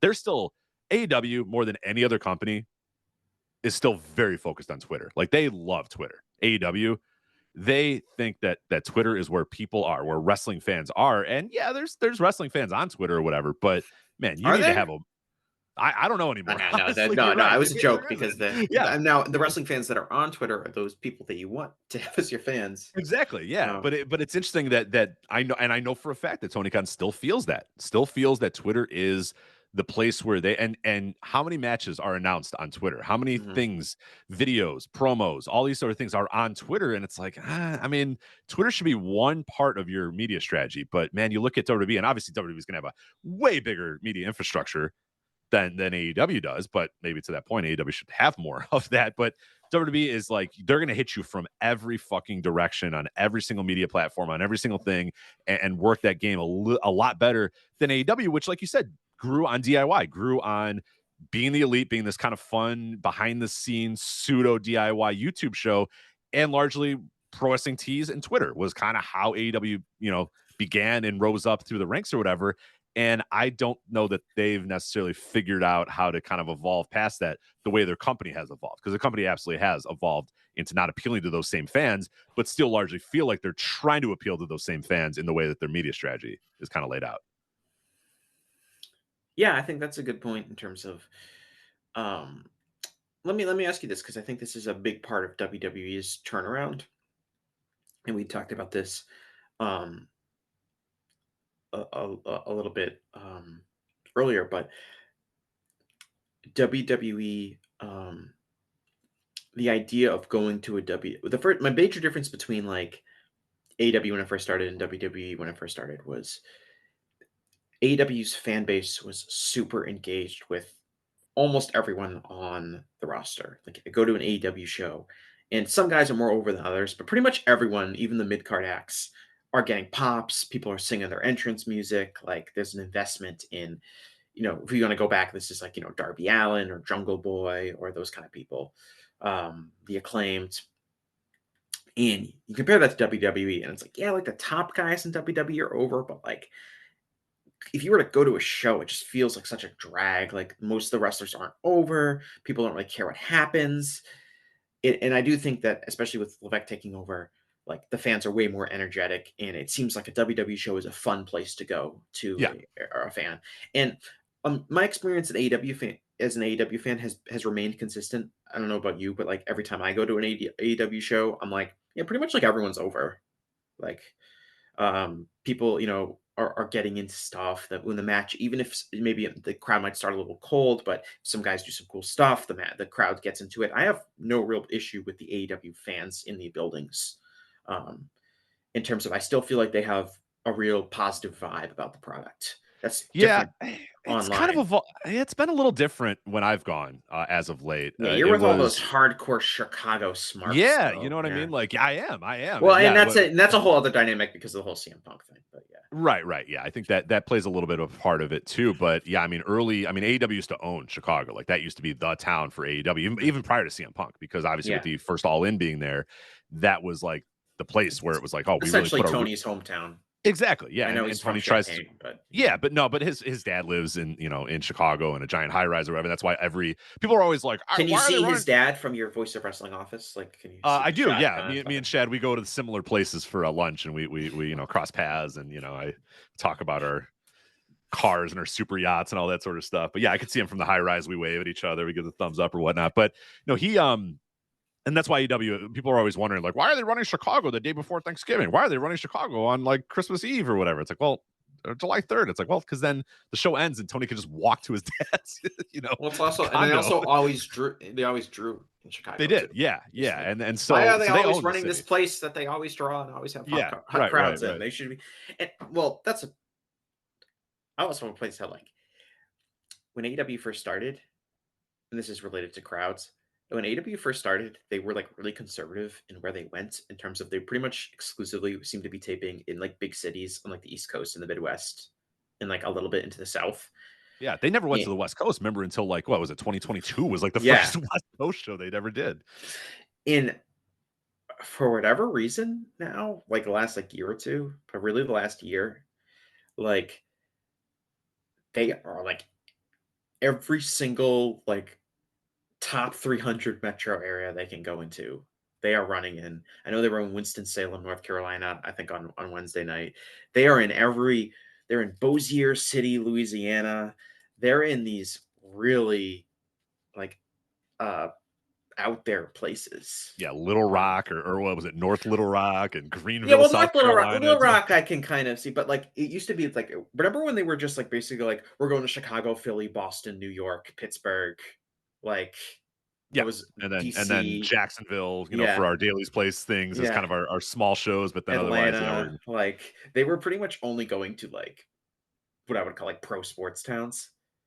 And now they are going all over the place. And I do think that might impact the crowds a little bit. Not entirely. I still feel like the crowds are still like relatively hot for the guys, but like I think it's a different when you're in a Chicago or a New York or a Philadelphia or a Boston compared to some of these smaller communities that I don't think you're getting into kind of it's a slightly different fan base. Not entirely yeah. different, but it's a little No, different. it definitely is, and I've seen the crowds kind of evolve a little bit over the years, and I know the last couple of Chicago shows I've been to have been pretty.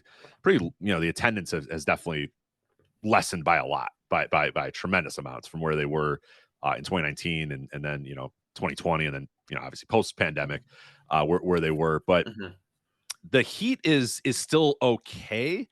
But I do think that and this is probably something that I do think they have done better job of the last couple of months or whatever. And I do hope is kind of a strategy that AEW does moving forward. Because like you said, there used to be this party atmosphere. I'm going to AEW and I'm going to go there with 10,000 people or 8,000 people or 7,000 people. We're gonna have a great time. We're gonna go and it's gonna be a big party. And it's a great And way to introduce people who are not familiar with the yeah, oh, product to absolutely. it, I used to just have a by lot of going to a non-wrestling live fans show. come. Yeah, Mhm. there would be a lot of times where I'd bring a friend and I'd be like, no, you don't know anything, but who cares? You're gonna have a lot of fun. And they all did. They all had a great time every single time because everybody's over, everyone's cheering, everyone's going nuts, everyone's doing that sort of stuff. So it was great. It's this And contradicting the idea that like you can only push big guys and you have to tell oh yeah, no, it's dumb. Yeah, stories and all this no, bullshit.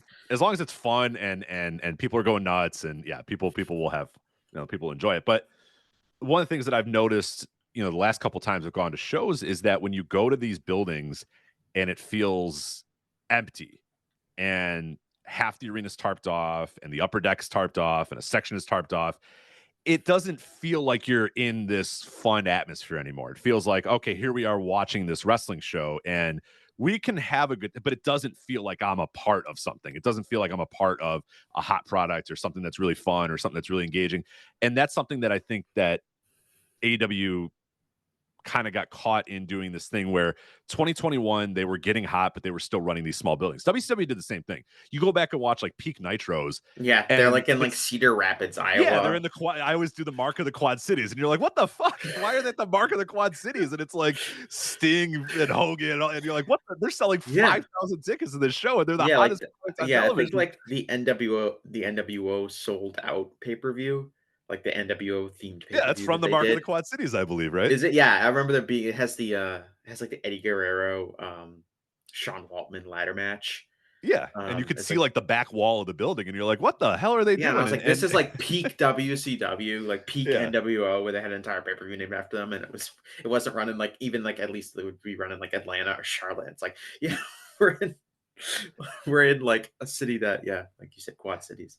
So I think they get caught in that situation where in 2021 it's like, shit, we're hot, but we kind of already booked all these smaller buildings and these smaller college arenas and this sort of stuff. But I think it was a great idea when they first started is, hey, let's run these smaller, unique venues, these college arenas and sell 5,000 tickets or 4,000 tickets or 6,000 tickets or whatever, and just have the place be full. And it's fine. Yeah, we're not selling out 10,000 seat arenas or whatever, but who cares? We're doing these smaller venues. It's hot. People are enjoying it.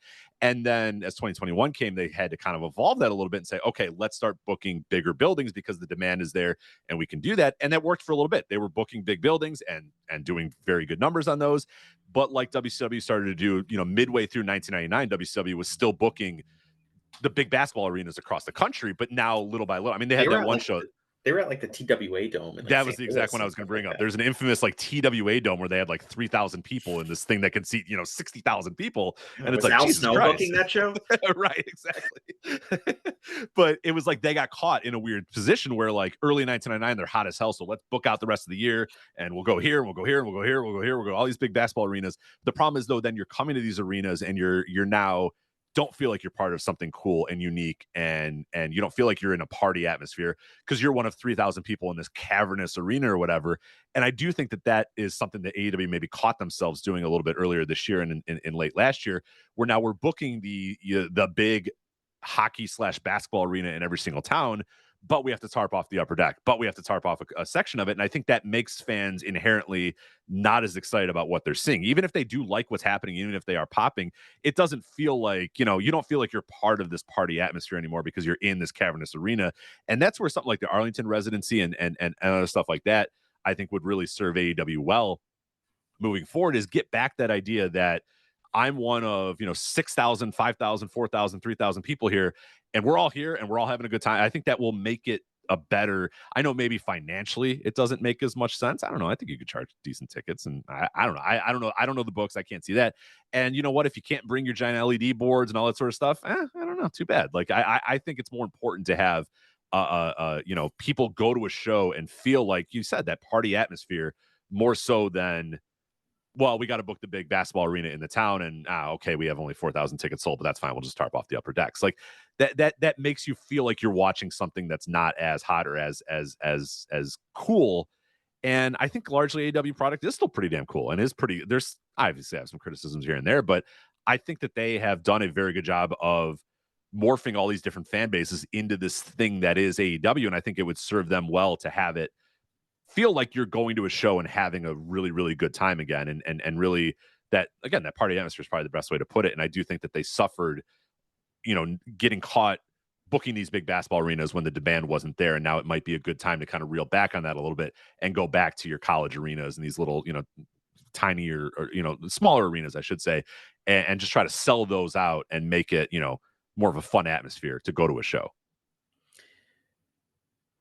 Yeah, I think that's true. I mean, I think there was this toxic attitude, and I know Dave was big on this in terms of like, you got to be in the A arena to be the A town. If you're running these cities, you want to be in the A arena That's to look major league, which I understand the logic being used there. I don't know how true that is, especially when you're talking about the difference between going to like a lively sold out 4,000 seat venue as opposed to a 4,000 seat and a 16,000 seat venue. That almost definitely costs more money. Well, and it hurt the demand as well, because I know from somebody that was buying AEW tickets from day one, it was like, shit, I got to get my ticket right now when they're coming to town, because those things are going to sell out in a second. Like, if I don't buy my ticket now, there's only 4,000 seats or whatever. I got to do that. Now it's like, you can wait until the day of the show. Mm-hmm. And I don't think you ever want fans to be able to wait until the day of a show to buy a ticket, because something's going to come up, or they'll make other plans, or they'll just say, you know what? Nah, I don't feel like it. Or the weather's not good. Or, you don't want to create that. You want to have it when tickets are on sale today. There's only 5,000 tickets. Buy it right now. And you would just say, fuck, I got to buy these tickets. And you're going to go to that show because you bought the tickets already. Whereas if it's like, I'll wait and see what the sale is. I'll wait and see if they do buy one, get one free. I'll wait and see if I can get a promo code. I'll wait and see. And then the day comes and you might, like I said, any thousands of things. Anybody who lives in adult life knows that you can have the plans of, hey, on Thursday, I'm going to go do this thing. And then Thursday comes and you're like, oh, God, I'm annoyed, or work was hard, or I don't feel like coming, so screw it. I'm just not going to go. I wouldn't. So yeah, I always rejected that idea that you have to run, if you're going to be the quote unquote major league, you have to run the A buildings. I don't believe that. I think, do what is going to placate your fan base, and do what's going to make you feel and look like a hot promotion. Don't give a fuck about these odd ideals of what you need to do to be an A product or whatever, or a top company or a competitor or whatever. And that goes to a lot of, I think the philosophical stuff with AEW that, you and I have talked about before on this show, and I know you've discussed a lot, is I always reject this idea that, like, if you're second, you're last or whatever. Because that's kind of what people do. Is it's like, we're still stuck in this fucking Monday Night Wars mentality that Eric Bischoff had that led to his company going out of fucking business, is that if we're second, we're last. And it's like, no, you can be second. Like, second, there's nothing wrong with being second. Second is fine. And Dave has this idea that, if you're second, you're going to go out of business. And well, yes, if you're Eric Bischoff and you're an idiot, if you're TNA and you can't handle that. But it's like, no, you can just say, if our TV partners like us and we're selling tickets and we're selling pay-per-views, who fucking cares that we're second? Yeah, I mean, they're not going to catch WWE. No. They got kind of closer than they ever probably should have, mostly because of Vince McMahon being an idiot. But you know what? Like, you got close. Well, like, no, they never, Rich. But the thing is, they never got close. Even when they were tied, or there's a couple Dynamites that beat Raw in the 18-49 and stuff like that. Like, even though that's just one rating. That's ratings bullshit, WWE is making was 13 times higher revenue Like, they were never close. They were maybe close in like ratings bullshit conversations, but like the idea that they were close to WWE is like, no, you're not going to beat WWE. And I mean, there's something to the perception of which company is hot, which company is not. But I feel like that is a discussion that's held by like analysts that isn't held by the average fan. Yeah. I think even like no fan is like, oh well, Raw's attendance is way up than Dynamite, so I'm gonna go to Raw instead. Maybe they go to both shows and like, oh, this one feels a lot more lively because there's 10,000 people here instead of 3,000 people. But I agree with you totally on the arena choice things. I think I want to say John Muse told me this. It might have been someone else, but I'm pretty sure it was him. But he said something once where it was like, like AEW's product is largely a television product in terms of where the revenue is coming from. And the focus should be what is going to look good on television. Is it going to be the 12,000 seat venue or that's got 4,000 people in there? Or is it going to be the 4,000 seat venue that has 4,000 people in there? What's going to be a louder building? What's going to give you better visuals when you're like panning across and showing everyone jammed up to the top seats and no empty seats anywhere? Like, it's obviously going to be the smaller venue that you can fill as opposed to the bigger venue, which maybe you can sell slightly more tickets to, but you're not going to come close to filling. And really that should be your focus, which should be what is going to come across the best on television. I guess some people would say like, oh, you like the big arena because you can show like the big arena, but if you're not putting people in those buildings, I mean, it's great if you have 20,000 people there, but if you have 4,000, I don't really, there's no benefits of that. Yeah. And I think, but I wanted to touch like on like the AEW, like in-ring changes, if there have been any. I think it's less obvious than in WWE, and I also think that AEW has less of a patterned style than WWE, so it's harder to notice. Like AEW will do really wide-ranging types of matches, and they still do that. They'll have a lucha match, they'll have a garbage wrestling hardcore match, they'll have a pure technical match. They'll do so. It's. I don't think that their in-ring philosophy has changed that much. I know you and Joe are big on like the more sports entertainment creative aspect leaking into the in-ring, which is problematic. Yeah, I think they still give you that very good variety, which is one of the things that I love about one of the best things to look at is AEW's pay-per-views. Despite fluctuations in ratings and attendance and all that sort of stuff, the surest bet, though, is still the AEW pay-per-view. People buy tickets to those, knowing I'll buy, and they can run big buildings and get very good numbers for all those. Is that, hey, I'm going to buy a ticket to an AEW pay-per-view, and I know what I'm going to get there. I'm going to get 4 to 5 hours of very good, very varied wrestling. SummerSlam was not varied. Every single match had a shoulder block spot. Every single one ran their shoulders into the post. You know what I mean? And then held their shoulder for an amount of time. You got the same sort of story up and down the card. Whereas AEW, like you said, you're going to get a Texas death match, a technical wrestling match, a high flying match, maybe a luchador match, maybe you're going to get a lot of different and people still buy into the AEW pay-per-views being a great bet. People buy them on pay-per-view still. People buy tickets to them and go to those still. So I think nothing has changed in terms of the AEW pay-per-view. And I think the AEW pay-per-views are still the safest bet in professional wrestling. I think they're phenomenal.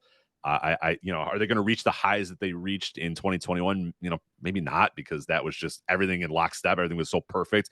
The in-ring was matching with the stories and matching with the TV and everything was, but I still think the AEW pay-per-views are phenomenal because they do give you that great in-ring and their audience is clearly, and their fan base has clearly said, yes, we still trust that these are going to be worth our ticket and worth watching.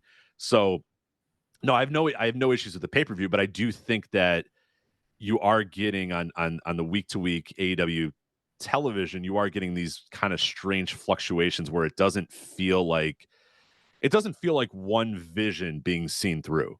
And some people might see that as a positive, some people might see that as a negative. I'm just kind of saying, what I think out of that. Whereas a Paul Levesque WWE, you see a singular vision being seen through, and they might have a bunch of writers or whatever, but everybody feels like they're in lockstep.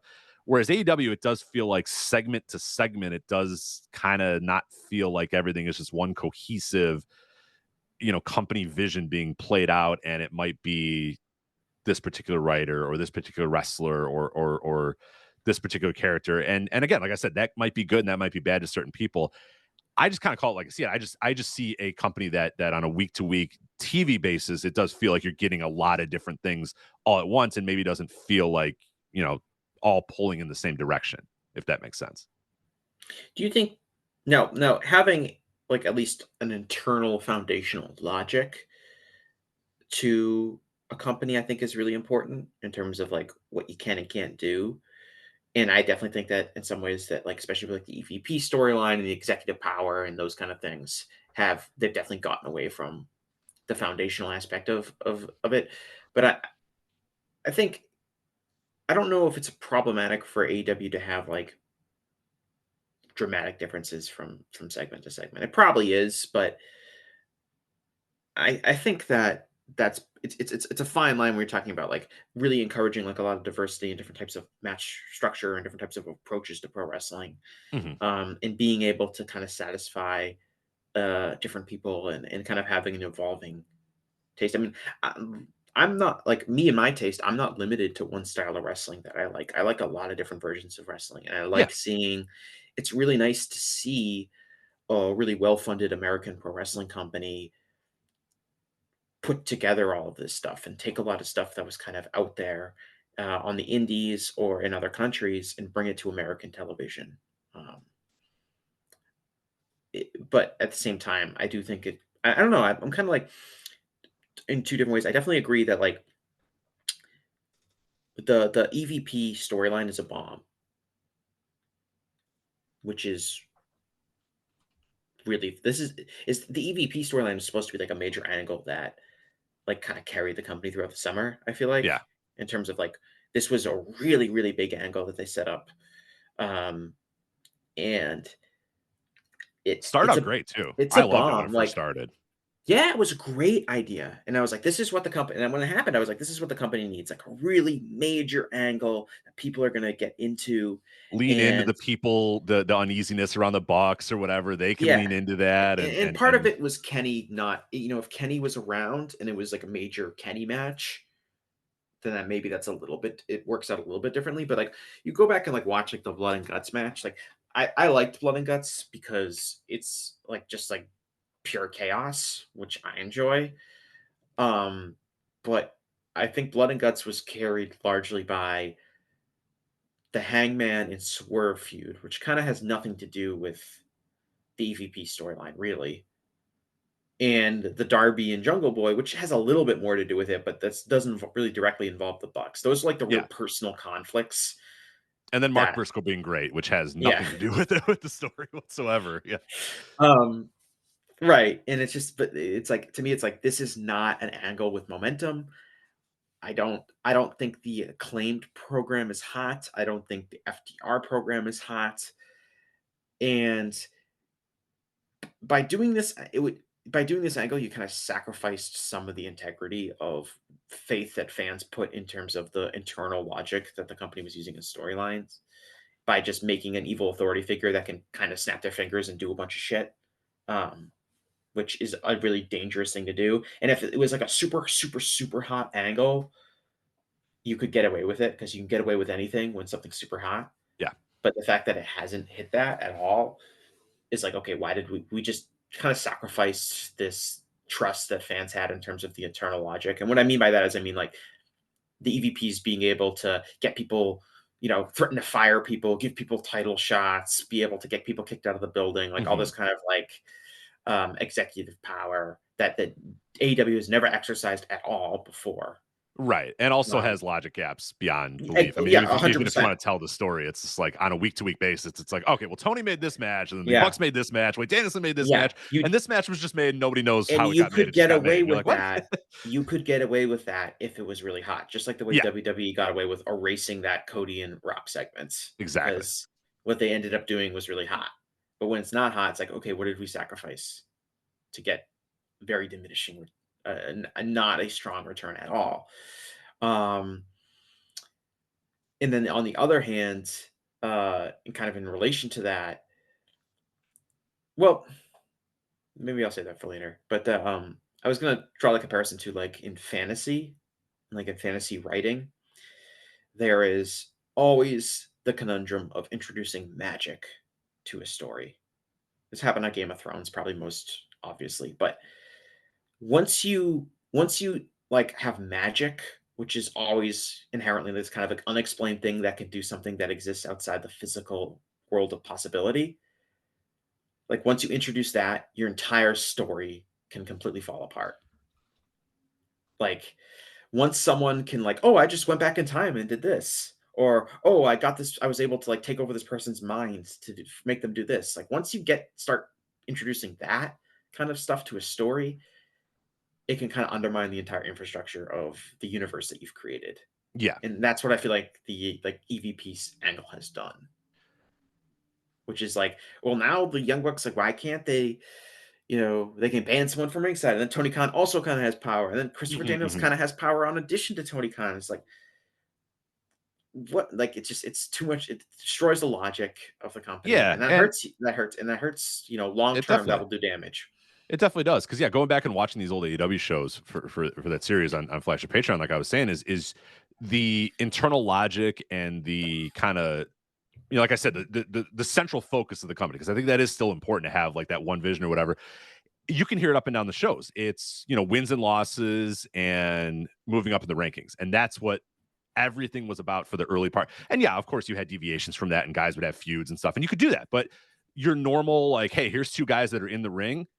The story of those matches were, all right, this guy is, 2-3 and he's looking to get to 3-3 and move up the rankings. And that was it. And that was the story you needed, was that guy wants to win this match so you can move up the rankings. And yeah, of course you would have guys interfere and other stories, and you can deviate from that. But the clear, the way that every story was kind of told, and the through line of every single story was, people want to win titles and people want to win matches, because the way to be at the top of the company and make the most money and get all the fame is to win the titles and be at the top of the rankings or whatever. So that was sort of the way that matches got made for a while. And I think that at the end of the day, no matter what way you want to tell it, and I'm not saying that needs to be the right way and that's the way you have to tell your story, but you have to have a clear vision and a clear line of, okay, everybody in this company is going in this direction because of this reason. And I think that's what you said. Like, one of the big issues with his EVP story is it kind of breaks that logic, where on a given basis, you're going to watch an episode of Dynamite and 6 matches are going to get made, and 2 of them are going to be made by Christopher Daniels, and maybe one of them is made by the Young Bucks, and maybe none of them are made by Tony Khan. But then on Collision, Tony Khan is making a match, and it's like, what is going like if you try to take this in real terms, it's like, what the fuck is happening? Like, what is the power structure? What's the org chart of this company? Like, I don't understand how anything is being made, and that when you never want to have that be the case. It's like a Game of Thrones. Like, once the Lady in Red can make a smoke demon show up and assassinate somebody at any time, like, what are we even fighting about anymore once that power is shown to exist? Yeah, and it's the same way with like the Young Bucks and kind of like their ability to make control. I mean, it seems like it would probably what they need to do, and this is probably the plan, is like Kenny is going to come back and he'll like wrestle Okada, and it will be like, if the Bucks lose, they will lose their EVP powers, and then hopefully they do that, and then Okada loses, and that's the end of anyone having any authority figure that's like not Tony Khan. I'm okay with Christopher Daniels being like an on-screen matchmaker and stuff like that. I liked that AEW didn't have the authority figures. I liked that it was just like Tony Khan. It was kind of ridiculous at some points where like an angle would happen, like 10 seconds later, Tony Schiavone would be like, "I'm hearing this from Tony Khan." That was weird. There's graphics ready. Graphics already ready. Like, I'm okay. Like, I was okay with. I mean, I wouldn't have Tony as an on-screen figure at all. Like, but I was okay with just like your generic, essentially babyface matchmaker that everyone at least respects that they have power. Yeah, I don't love it, but if it's going to be your Jack Tunney style guy, who's going to be Christopher Daniels, that's fine. You kind of I don't know. I feel like American television wrestling, you need to have somebody that's like making the matches occasionally, especially if they're like, heels want to duck matches and things like that. I don't know. I'll kind of wrap up on this as a broader point. Maybe this is just specific more to me and maybe people that are in our level of niche, but AEW is not fun to talk about. I find it to be completely exhausting. And just coming from all angles of the discussions around AEW, I just don't think that it is a fun or exciting thing to have conversations with people about for the most part. It has to be like a one-on-one in-person conversation, kind of Mhm. like what we're having now. But like any discussion online about AEW is like death to me. It's Yeah. so bad. Oh, it is terrible. And one of the things that's been the new sort of discussion point that's going on is people are going to be leaving AEW. Hot take. Dun dun Somebody will leave dun. AEW in the next couple of months. Who that person is, we'll find out later. Is it Ricky Starks? Is it Daniel Garcia? Is it Penta? I don't, whatever. People are going to leave. But what happens is, and this is not just in our, in our circles and the Voice of Wrestling Discord or whatever, I see it all over the place, is that every time somebody leaves AEW now, it is a referendum and a crack the knuckles, let's have a big picture take about AEW and the booking of Tony Khan. And it's like, guys, we need to mature out of this. We have to understand what a healthy wrestling ecosystem looks like. And I get it. There's a lot of wrestling fans that never lived through a healthy wrestling ecosystem. If you are under the age of, if you're under the age of 30, you basically don't know. I barely know it. You know what I mean? I'm 37 and I barely know a healthy wrestling ecosystem. I just had a couple of years of a healthy wrestling ecosystem as me being like a real fan. We don't know what that's like. And so people don't understand that people will go. If somebody feels stale and they don't feel like they have the best opportunities in one company, they'll go to another company. That's good. I love that. That should be welcomed. We should cheer that on. We should say, you know what? Penta and Phoenix, we'll just use them as an example because they seem the most likely, one to move on. If Penta and Phoenix can look at each other and say, you know what, I think we have a better opportunity at the other company, go for it. And you know what, for AEW standpoint, they could say, you know what, okay, we now have an opening. We now have a new opening in our tag teams. Who are we going to, I would see that as a good thing if I'm AEW. Say, okay, you know what? Who can we have step up now? Who can fill that void? Who can become our new, let's think of it now. That to me, that's an exciting opportunity to tell new stories with new people and and for WWE, an exciting thing. Hey, we have Penta and Phoenix coming in. That's cool. For those guys, hey, we're working in front of new fans. We're working in a new company. That's good. But wrestling fans don't see it that way these days. Wrestling fans see it as everything has to be a God. big point. Yeah, it's a right. The decisive momentum moment. has swung in WWE's favor. And what is Tony Khan doing? And why can't he book this? And maybe he can't book luchadors, or maybe he can't book Mexican. And it's like, oh my God, we can't do this every single time. I mean, we can't. Cody was one that if you want to do the big thing about, yes, because that guy was a fucking executive vice president of that company, was a vital building block in that company existing. If you wanted to do that freak out during Cody, that's fine. I wouldn't tell anybody to ever not do that for the Cody thing, because that was a gigantic, eye-opening, what is going on type of thing. But we can't do that for fucking Brian Pillman Jr. and Jade Cargill and Penta and Phoenix. And I mean, we can't keep, and Sean Spears, for God's sakes, for Sean Spears, Ethan Page. We did it for Ethan Page, Jesse. They fumbled Brian Pillman Jr. How did they fumble Brian Pillman Jr.? Right, stop. We can't do this for every single one. We have to understand what a healthy wrestling ecosystem looks like. And like you said, it's exhausting. It's exhausting because in any other era of wrestling, you would see people moving on and say, yeah, they're moving on to better opportunities. Good for them. All right, who's next up in AEW? Who can we fill that void with? But that's not how the conversation is. The conversation is we're still in this scared. People say it's maybe once the TV deal comes. I don't buy it. I really don't, because I think that's just the way that wrestling fans have kind of grown up. Well, I think at least the last few months we've been in like the stretch of like most people being like, yeah, the TV deal is going to come. It's probably going to be pretty big. Yeah. So we're already kind of getting some insight into. Yeah, for sure. But it does still feel like the fan base is so nervous that this thing's going to go away. Yeah. That it's going to die. It's getting worse, despite it should be getting better, because we're now years and years into the existence. It's 5 years. It's not this little I mean, yes, if you want to have these weird, like, nervous conversations in 2019. Like December of the 2019, bad Dynamite, the missed punches. Yeah, I gotta go back and watch. I gotta go back and watch that show. I think that'll be a fascinating rewatch. It would be really interesting. You should add that to your pay-per-view. Maybe at the changing of the guard Dynamite. Yeah, like once you wrap it up, because I'd be fascinated. Like, how bad is that show actually compared to? Yeah, it's probably not even that bad. It's probably just okay. But it's like one bad segment at the end. Yeah, but once they kind of got that deal in early 2020, that was like hey, this is a pretty cool thing, and we believe in you guys for a little bit. I'd be like, once they survived the global pandemic that threatened to destroy the entire wrestling industry, right? Yeah, okay. They survived that as a very early company, and to me, from that point forward, I never had this, oh my God, it's gonna go away thing. Oh my God, it's gonna go away. But people still have this, and it's every single time that a wrestler leaves or some bit of news comes out, it's like, let's have this giant globalized big picture referendum conversation about AEW, and it's fucking exhausting. It's like, oh my God, I can't believe we're doing this every single time. And you know what? What's going to happen is a bunch of people are going to leave AEW and a bunch of people are going to leave WWE. And this is going to continue to happen time and time again. My God, go look at the territories. My God, go look at the Monday Night Wars. People bounce back and forth all the time. And that's good. That's a good, healthy ecosystem where someone can feel stale in one company and call the other company. And they might say, hey, we got this idea for you, this idea for you.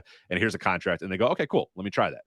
And it might work. It might not, whatever. But like, that's good. I want that. I don't want the situation that WWE was in where Dolph Ziggler was there for 17 years or whatever. I don't want a situation where The Miz comes out and we say, oh, this is The Miz's 19th appearance on a SummerSlam. Like, that sounds awful. I hate that. You know, the one thing I always used to hate? Johnny Gargano would come out and they'd be like, he's main eventing his 15th takeover. And I'm like, that's not good.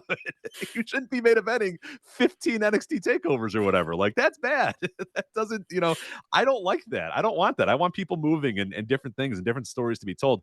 But there's a whole generation of wrestling fans that don't see it that way. And you know what? WWE has done that, in their perception too, because you go watch the Monday Night Wars documentary and it was like Chris Jericho and the Giant left WCW, the sinking ship of WCW, and joined WWF. And then the Radicals jumped off of WCW and joined WWF. So now we see every single jump as people getting off the sinking ship and joining and it doesn't have to be that. God damn it. We don't have to always be the Monday Night Wars. It's not always the Monday Night Wars. I always love that history because people rarely talk about by far the most significant jump from WCW to WWF, which is when WCW fired Steve Austin. Yeah. But it's always like, when the Giant went over, I'm like, and immediately bombed in WWE. Right. By WrestleMania was just a guest referee and then wasn't actually even the guest referee because they didn't trust him enough to even guest referee in the main event. So they had a schmaz, guest referee thing with the Mankind, and then they just had a normal referee. And by March of 1999, he was irrelevant already.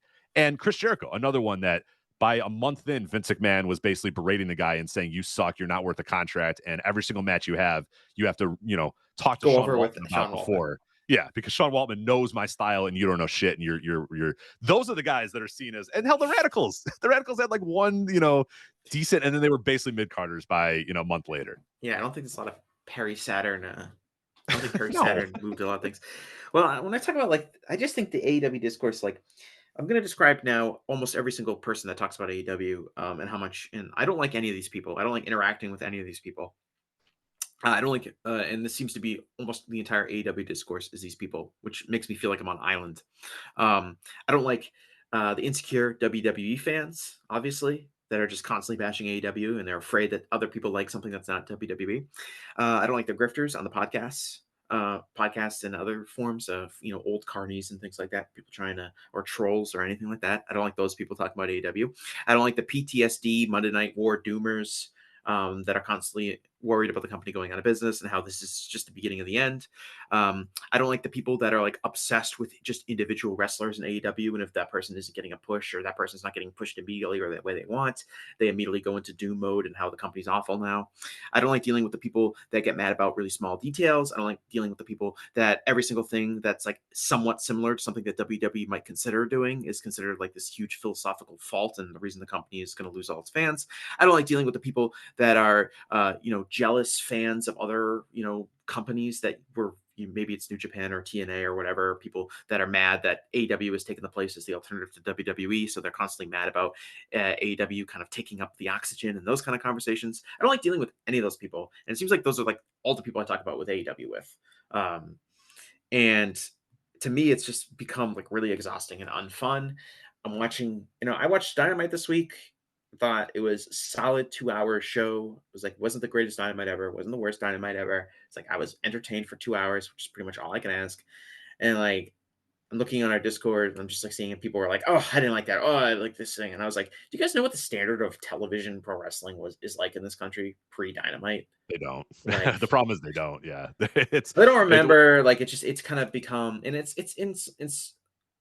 A lot of this is a penalty of a company that has been really good at certain times and had peaked when it peaks super, super high, that when something is just kind of standard, it's seen as almost a disappointment.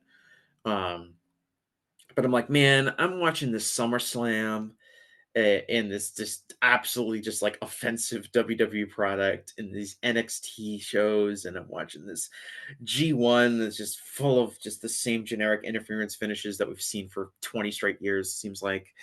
And it's like, man, I know I watched the show, and MJF was a little hokey in his post-match promo, and he made a face, and it's like, that was bad. And this guy did a job. I don't know why they beat this guy. And I'm like, man, this is like I don't know. I just am like a very optimistic, positive fan about AEW, and even in its current state, even if I totally admit that there's plenty of mistakes to be made. And I feel like every other discussion about AEW is like just some extreme discussion, either about how terrible it is, how amazing it is, how like immensely consequential every single thing that ever happens on the show seems to be to some sort of broader narrative.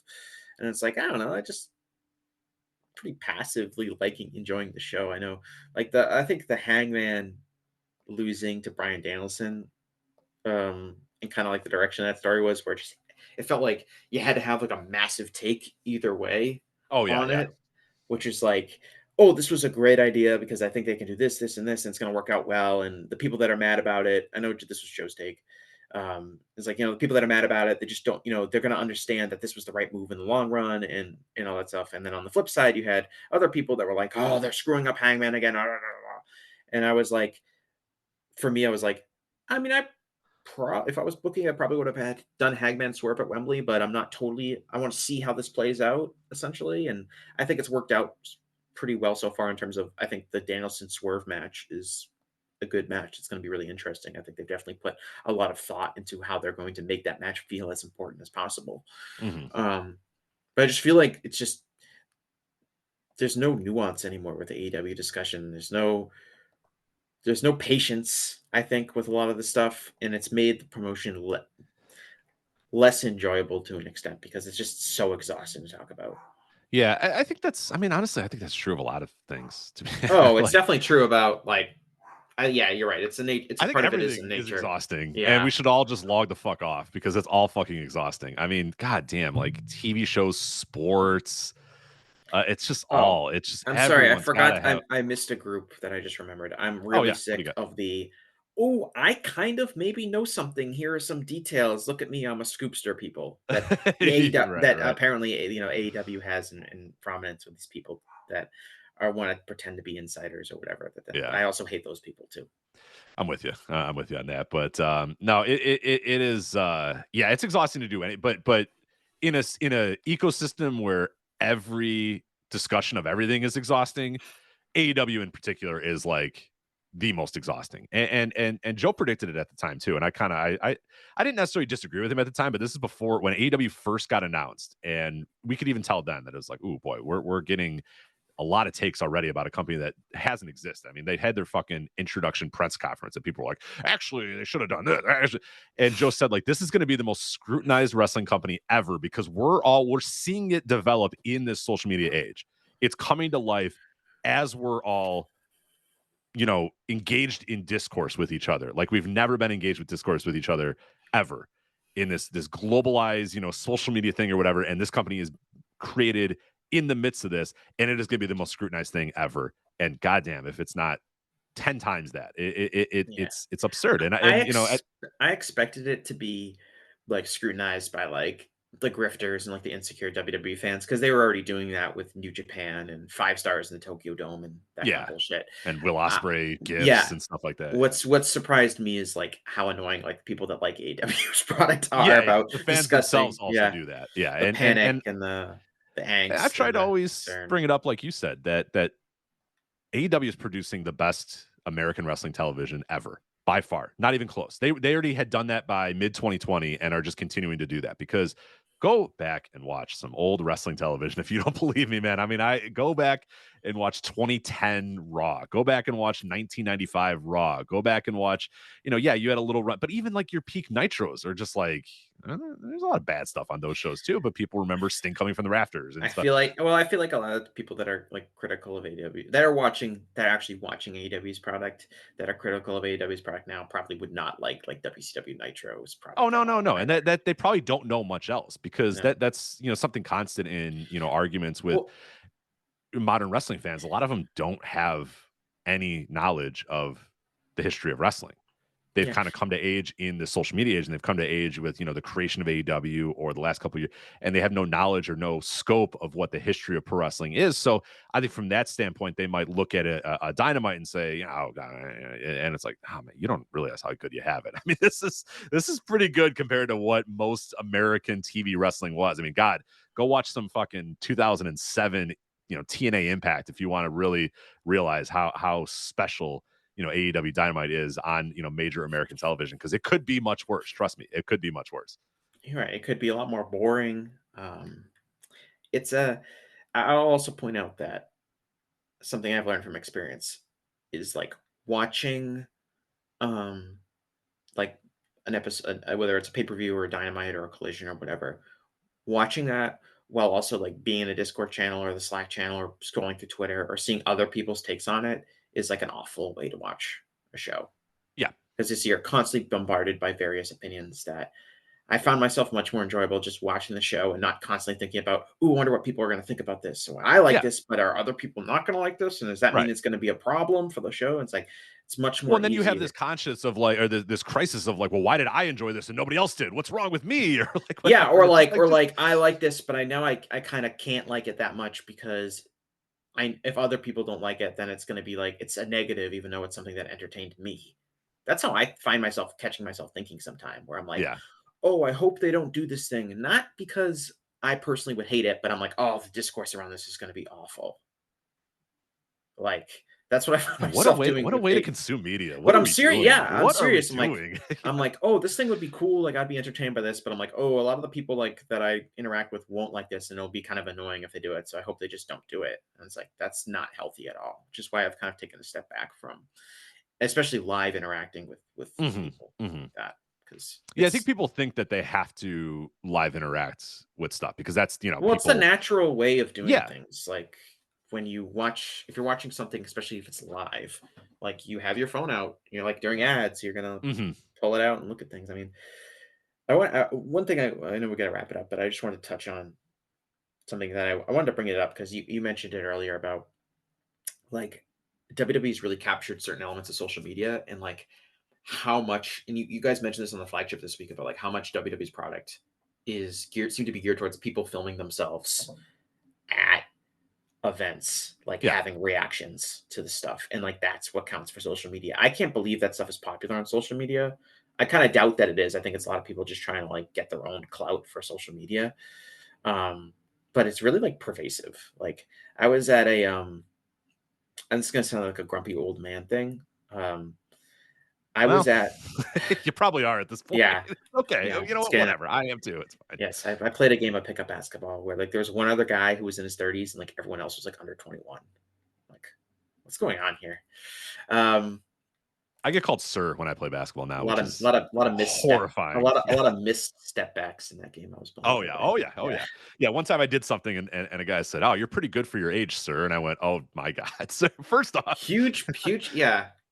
Back in my day, old, dude. But then I realized here's a real problem. Back in my day, people that played pickup basketball that weren't any good just try to get rebounds and set screens. Today, now everyone, no matter how bad you are, takes step back threes. Yeah, everyone is Trae Young, and that's the. And I try to I do this thing too to make me age myself. Is after the game, I will pull the kid aside and say, you know what you need to do? You need to watch Steph Curry. Oh, that's and awful. Not the shots. That's not the thing to do, Rich. Watch. No, but not the shots. Because I always say you think you're Steph Curry because he hits step back threes.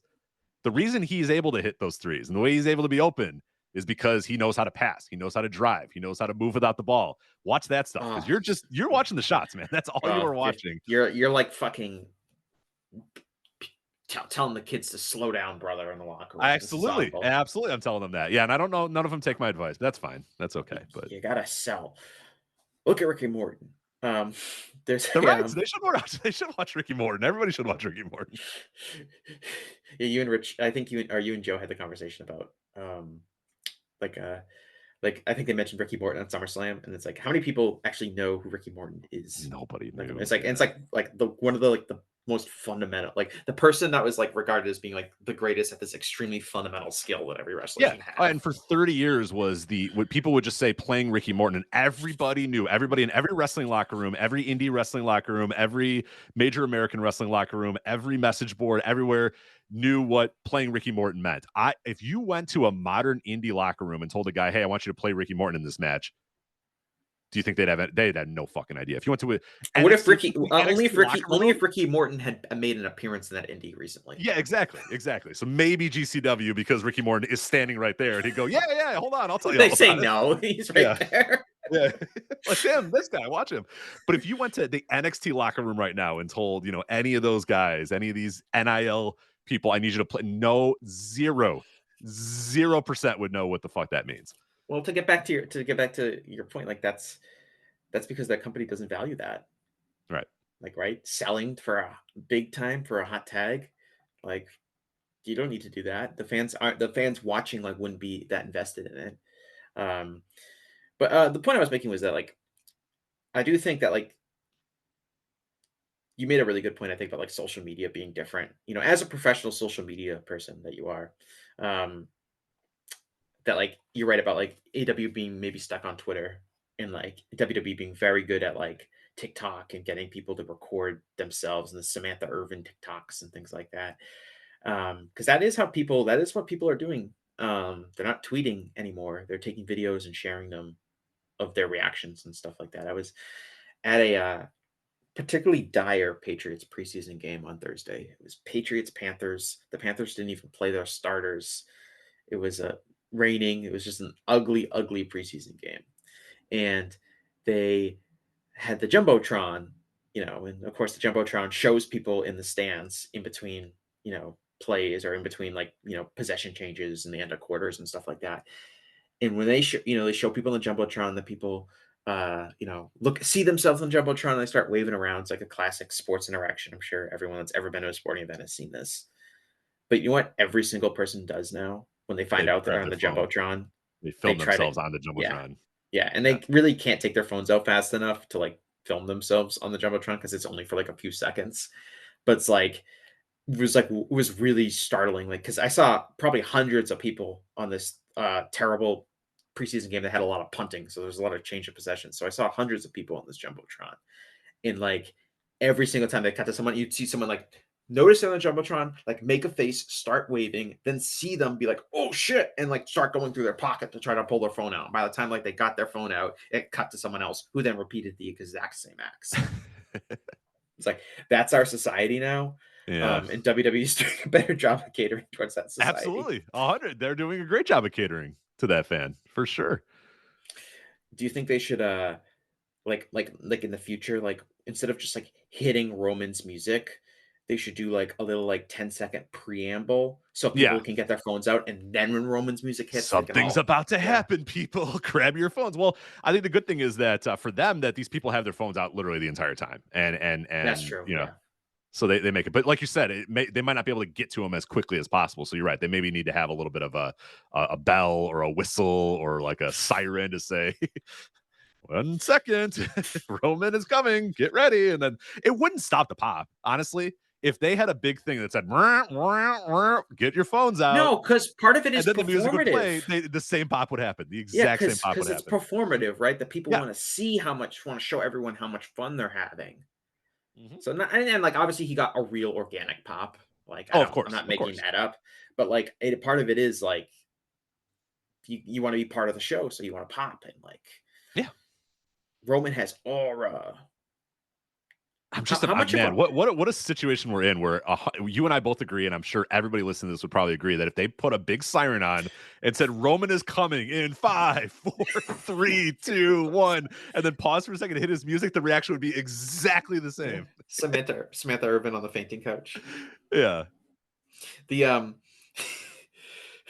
yeah, that's brutal. I mean, I don't like that at all. I hate that. How true. Hey, that's where wrestling is going. That's where society is going, man. God, how much of a mark is Cody for showing up every week and like working all the house shows and like just doing all like the charity, public appearances and charity work? And this guy Roman makes more money than him. never does anything, doesn't show up anymore for any of the shows, like doesn't make any public media appearances at all, like just comes out and just totally like uh Doesn't have to gets like the work his giant ass off. reaction. Puts his Yeah, finger in Cody, the air and then the spears a guy. SummerSlam match, Cody's like has no one gives a shit about Cody at all. He's just busting his ass. It's like, what a mark. They must think. Yeah, and he's working all the house shows, and Roman's new contract says, "Hey, I work when I want to work, which is none of these fucking shows, and I'll see you guys in 4 months." And, and also, you're going to pay me a lot of money. And they said, "Yes, sir. Sounds great." I do think, I know you and Joe talked about it on the Flagship about like how, this is now, it's Roman Rock, it's the path, and this is Roman's company and things like that. I'll be interested to see this how it unfolds, because maybe because it changed, it's different because now Cody won the title, so that story is over, so fans don't care as much about that. But like clearly coming into WrestleMania and coming out of WrestleMania, the money match was Cody versus Rock. Yeah. And Roman totally felt like an accessory to, like, Roman's WrestleMania performance is like he was a total accessory to the Rock. Absolutely. Leading up to it. And people saw him and he was really exposed like that. And he kind of just went away, and maybe that momentum is back again. But I'll be really interested in seeing how this plays out heading into WrestleMania again this year, because I think Roman has more of the momentum because he's not around. But if I would not discount Cody's ability to kind of adapt and get himself back into that picture.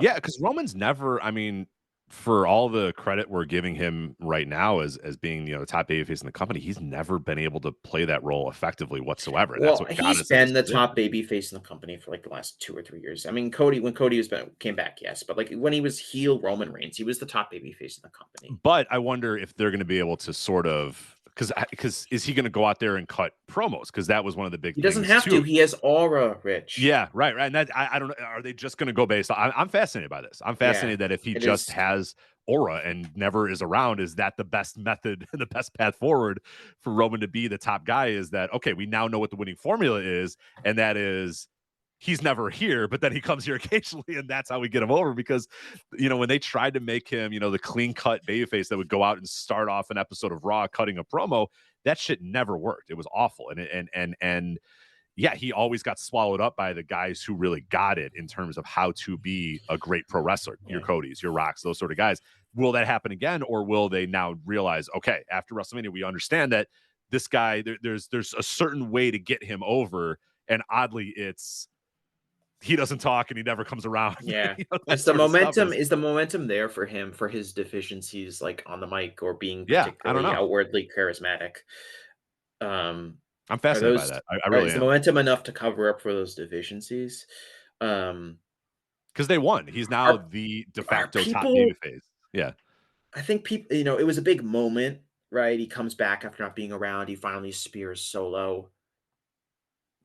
Are people really going to care that much about Solo and Roman? People care about Rock Roman. I'm sure of that.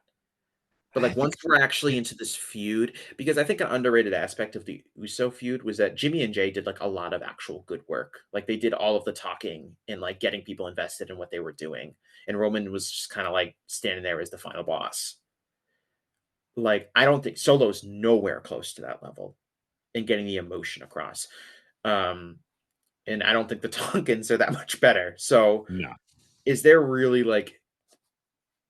that much momentum for like Roman and Solo, like to have like an exciting match whenever they're going to do that? Not the match, but I think the idea of the original tribal chief taking back his place as the tribal chief, like we saw that happen at SummerSlam. Like, are people invested in like a long-term story that's like that, where no one thinks Solo is even close to Roman's level? So I'm kind of curious about that as well. But I probably will not be watching any SmackDowns to find out. Right. I'm kind of done trying to figure it out, because it's clearly like it's not, Yeah, we can't. I find it ridiculous. We can't use our logical brains. Right. But then I'll go to work and someone's like, do you think Solo's going to be the tribal chief? I'm like, what? No. What? No, of course not. What are you talking about? Well, I said this on my last show, but like the fact that Solo, like there was no like a bunch of people talking about how good Solo was, is like a really bad sign about how bad Solo really is. Yeah, even their own fan base can't lie about that. Like I have a buddy who's like dyed in the wool, like every single thing, and he's like, I talked to him a couple of weeks ago, and his idea was Solo's not it. It's got to be Jacob. Jacob's got to be the new tribal chief. It can't be Solo. And I like, so he was still with that mindset of I'm worried about who the tribal chief is. But even he was like, yeah, Solo ain't it, and Tagaloa ain't it. It's got to be, Jacob Fatu has got to be the one that becomes the new tribal chief or whatever. And it's, so he's still, is still all bought into the, who's going to be the head of the table tribal chief story. But even he recognizes that Solo ain't it. And that's, I think all the fans really do. You know what match I'm more interested in than like any WWE match in a long time that's presumably going to happen soon? It's Randy Orton versus Walter at the Bash of Berlin show. Mm-hmm. Because it's really hard to have like a mediocre match with Walter in that setting. Like the fans are going to be so into it. Will it matter though if it's mediocre? Well, that's my point. Is that Yeah. I want to know, like obviously the fans are going to be into it no matter what. People, like people that like WWE are going to say it's good no matter what. But I'm interested from like my personal critical perspective. I'm totally going to write something about it. I've already like envisioned it because like I'm kind of fast. Randy Orton kind of fascinates me in this end of like somebody who is over that is fundamentally extremely good, and people that work with him will say he's great, but never has interesting or exciting matches because he's so boring. And he doesn't work. He works one speed, and he's never had to push himself to do anything interesting ever. And like this is like a huge like litmus test. It's like it takes a very special type of performer to like blow it with Walter in that kind of setting and not have like a 4-star match at a minimum. And so like I'm really fascinated to see like is he like and that's why like I'm always fascinated with Randy Orton. Like I would love to see Randy Orton in like a G1 just because I want to know what would happen. Would he adapt or would he just lock on that side headlock and say, this is how I work and this is how you're supposed to work? I think he's super boring. Like he does possess the ability to adapt and be great, but he's never motivated to do so. Right. He has no obligation to do it or desire to do it. Yeah. Like, is he just going to be like, I'm not taking those chops, brother. Here's what we're going to do. Chin locks. I get the heat. You make your comeback and win. Like, I'm really like, I'm more excited about that match. Is he going to take those Walter chops? Yeah, like, I'm more excited about that match. Yeah, you're right. You're right. I might actually watch that match live. Because I'm fascinated to see like, as like a real test for like, this should be an easy slam dunk, like top 20 WWE match this year, at least. Yeah, you could just see him rolling with that little luggage cart in the backstage and being like, one thing, Walter, we're not doing those chops tonight, brother. All right. I know you like to do the chops, but yeah. Or you can do like you're not beating this chest up. All right. Yeah. So here's what we're gonna do. Because he's also in this, in addition to being Randy Orton, he's also in the stage of the career where he's like, my back is killing me. Like I've been wrestling, taking bumps for 20 years. Like I've got way too much muscle mass now, so I'm probably gonna get injured again. Like a way lesser wrestler than Randy Orton could have an excellent match with Walter in that setting. And I'm just not and so I'm really fascinated to see if he can like has any ability to rise to the occasion at all, or is he just gonna really is the Randy Orton like mediocrity aura just gonna tank the entire thing? It's a fascinating match. I'm sure everyone's gonna say it's good anyway, but you know what I'm talking about when I mean like, is it actually gonna be good or not? Yeah, it's going to be fascinating. It is, because you're going to have that sort of, the immovable force of I'm trying to Randy Orton's 2.5-star ability. Like, yeah, who's the irresistible force of every Walter match is probably pretty good, and the immovable object of Randy Orton mediocrity. It's someone has to give, and I don't know who. Randy Orton laziness. Like, yeah. He's going to do like his Garvin stomps to get some heat from like the German fans. Chin locks. Like, I don't even know who is Walter. Walter is a heel, correct? Yeah. That company, man, trying to figure out who's a babyface and who's a heel in that company is very difficult. Yeah. Like I know he'll be a babyface, in Berlin. Yeah. But he is, he's technically a heel, but how nuanced do you think they're going to be about like this being Walter's hometown? Austria, like, you think they're going to Berlin, you think tomato, they're going to well, you think they're going to say like Walter is from nearby Austria, but spent most of his career wrestling in Germany, which is why he's such a big fan here. Or they're just going to be like, this is Walter's hometown, which I don't know exactly where he lived, but I know he was like running the WXW school Mhm. for like a long time, and I assumed he lived there, and that is not in Berlin. So No. it's Yeah, the he's entire obviously from country. Vienna. He's Yeah, from Vienna, which is the not in entire the same country. The entire German speaking world is Walter's hometown. Yeah. Yeah, they'd probably just do that because they don't really respect their audience enough to know what the difference of Austria and Germany is. So they'll probably just say, "Oh, region. He's well known in this region, or he has roots in this region." They might say region. You know what I mean? They'll probably go with region. Yeah, like what I did they think. say with Drew when they were in like Cardiff? Like, Yeah, they were. I think they just said region or this part of the country, this part of the yeah, world, or whatever. Yeah, it's because probably the Walter's easy way technically not even from the same country. to. No, Yeah. but that won't matter. All right, Rich, do you have anything to plug to the 0% of listeners that don't know who you are? There might be somebody out there. There are listeners who listen You to the definitely show have your own solely for audience. me. Yeah. Yeah, you definitely have your own audience, which is good. You want that own audience. But yeah, I do the Flagship Podcast every week on the Voice of Wrestling Podcast Network, where you're hopefully listening to this show right here, the Gentleman's Wrestling Podcast on the Voice of Wrestling Podcast Network. So I do the Flagship every single week. And in addition to that, bonus audio, written coverage, and a bunch of other stuff on our Patreon at flagshippatreon.com. We have a $5 tier, which gets you all the bonus audio. And then we have a $10 tier, which has written content as well as live shows and all that sort of stuff. So, yeah, we also have a free tier too. If you just want to sign up at flagshippatreon.com, we do have some free content that goes out there, and it keeps you aware of what we're posting. So if you see something that that catches your eye, you can go and upgrade to the $5 or $10 tier. But yeah, we have a ton of content out there. I think we work just as hard, if not harder, than most other wrestling Patreons out there. So really proud of what we do there at flagshippatreon.com. So give us a look. Yeah, a lot of Flagship Plus content being ushered out last month. I mean, between Flagship Plus, Joe's G1 recaps, the last month has been a time to jump on. Absolutely. And I talked about that Change the World Series with AEW. I mean, that it's fascinating now to go back. And one thing that I'm doing with that too, which is really cool, is for the first time really ever in a retro series, I'm able, because I can't go back and listen to my thoughts about SummerSlam 1992. I wasn't watching it live, but I've watched all these AEW shows live, and Joe and I talked about every one of these AEW shows live. So what I'm doing with the Change the World Series is I'm recapping and reviewing the show or the main event or whatever, and then we're going back and listening to our old reviews of that match and seeing, how our tastes have evolved, or how our discussions about AEW have changed over time, or maybe they've stayed the same. And that's kind of the fascinating thing to see. Okay, now 5 years ago, what did I think about this match that I now just reviewed here in 2024? So I think that's made for a pretty fun part of the series too. All right. I want to thank Rich for joining the show once again. I want to thank all my listeners, and we'll talk to you again after a while. Hey everybody, my name is Jesse Collings, and I want to tell you all about my show, the Gentleman's Wrestling Podcast, here on the Voices of Wrestling Podcast Network.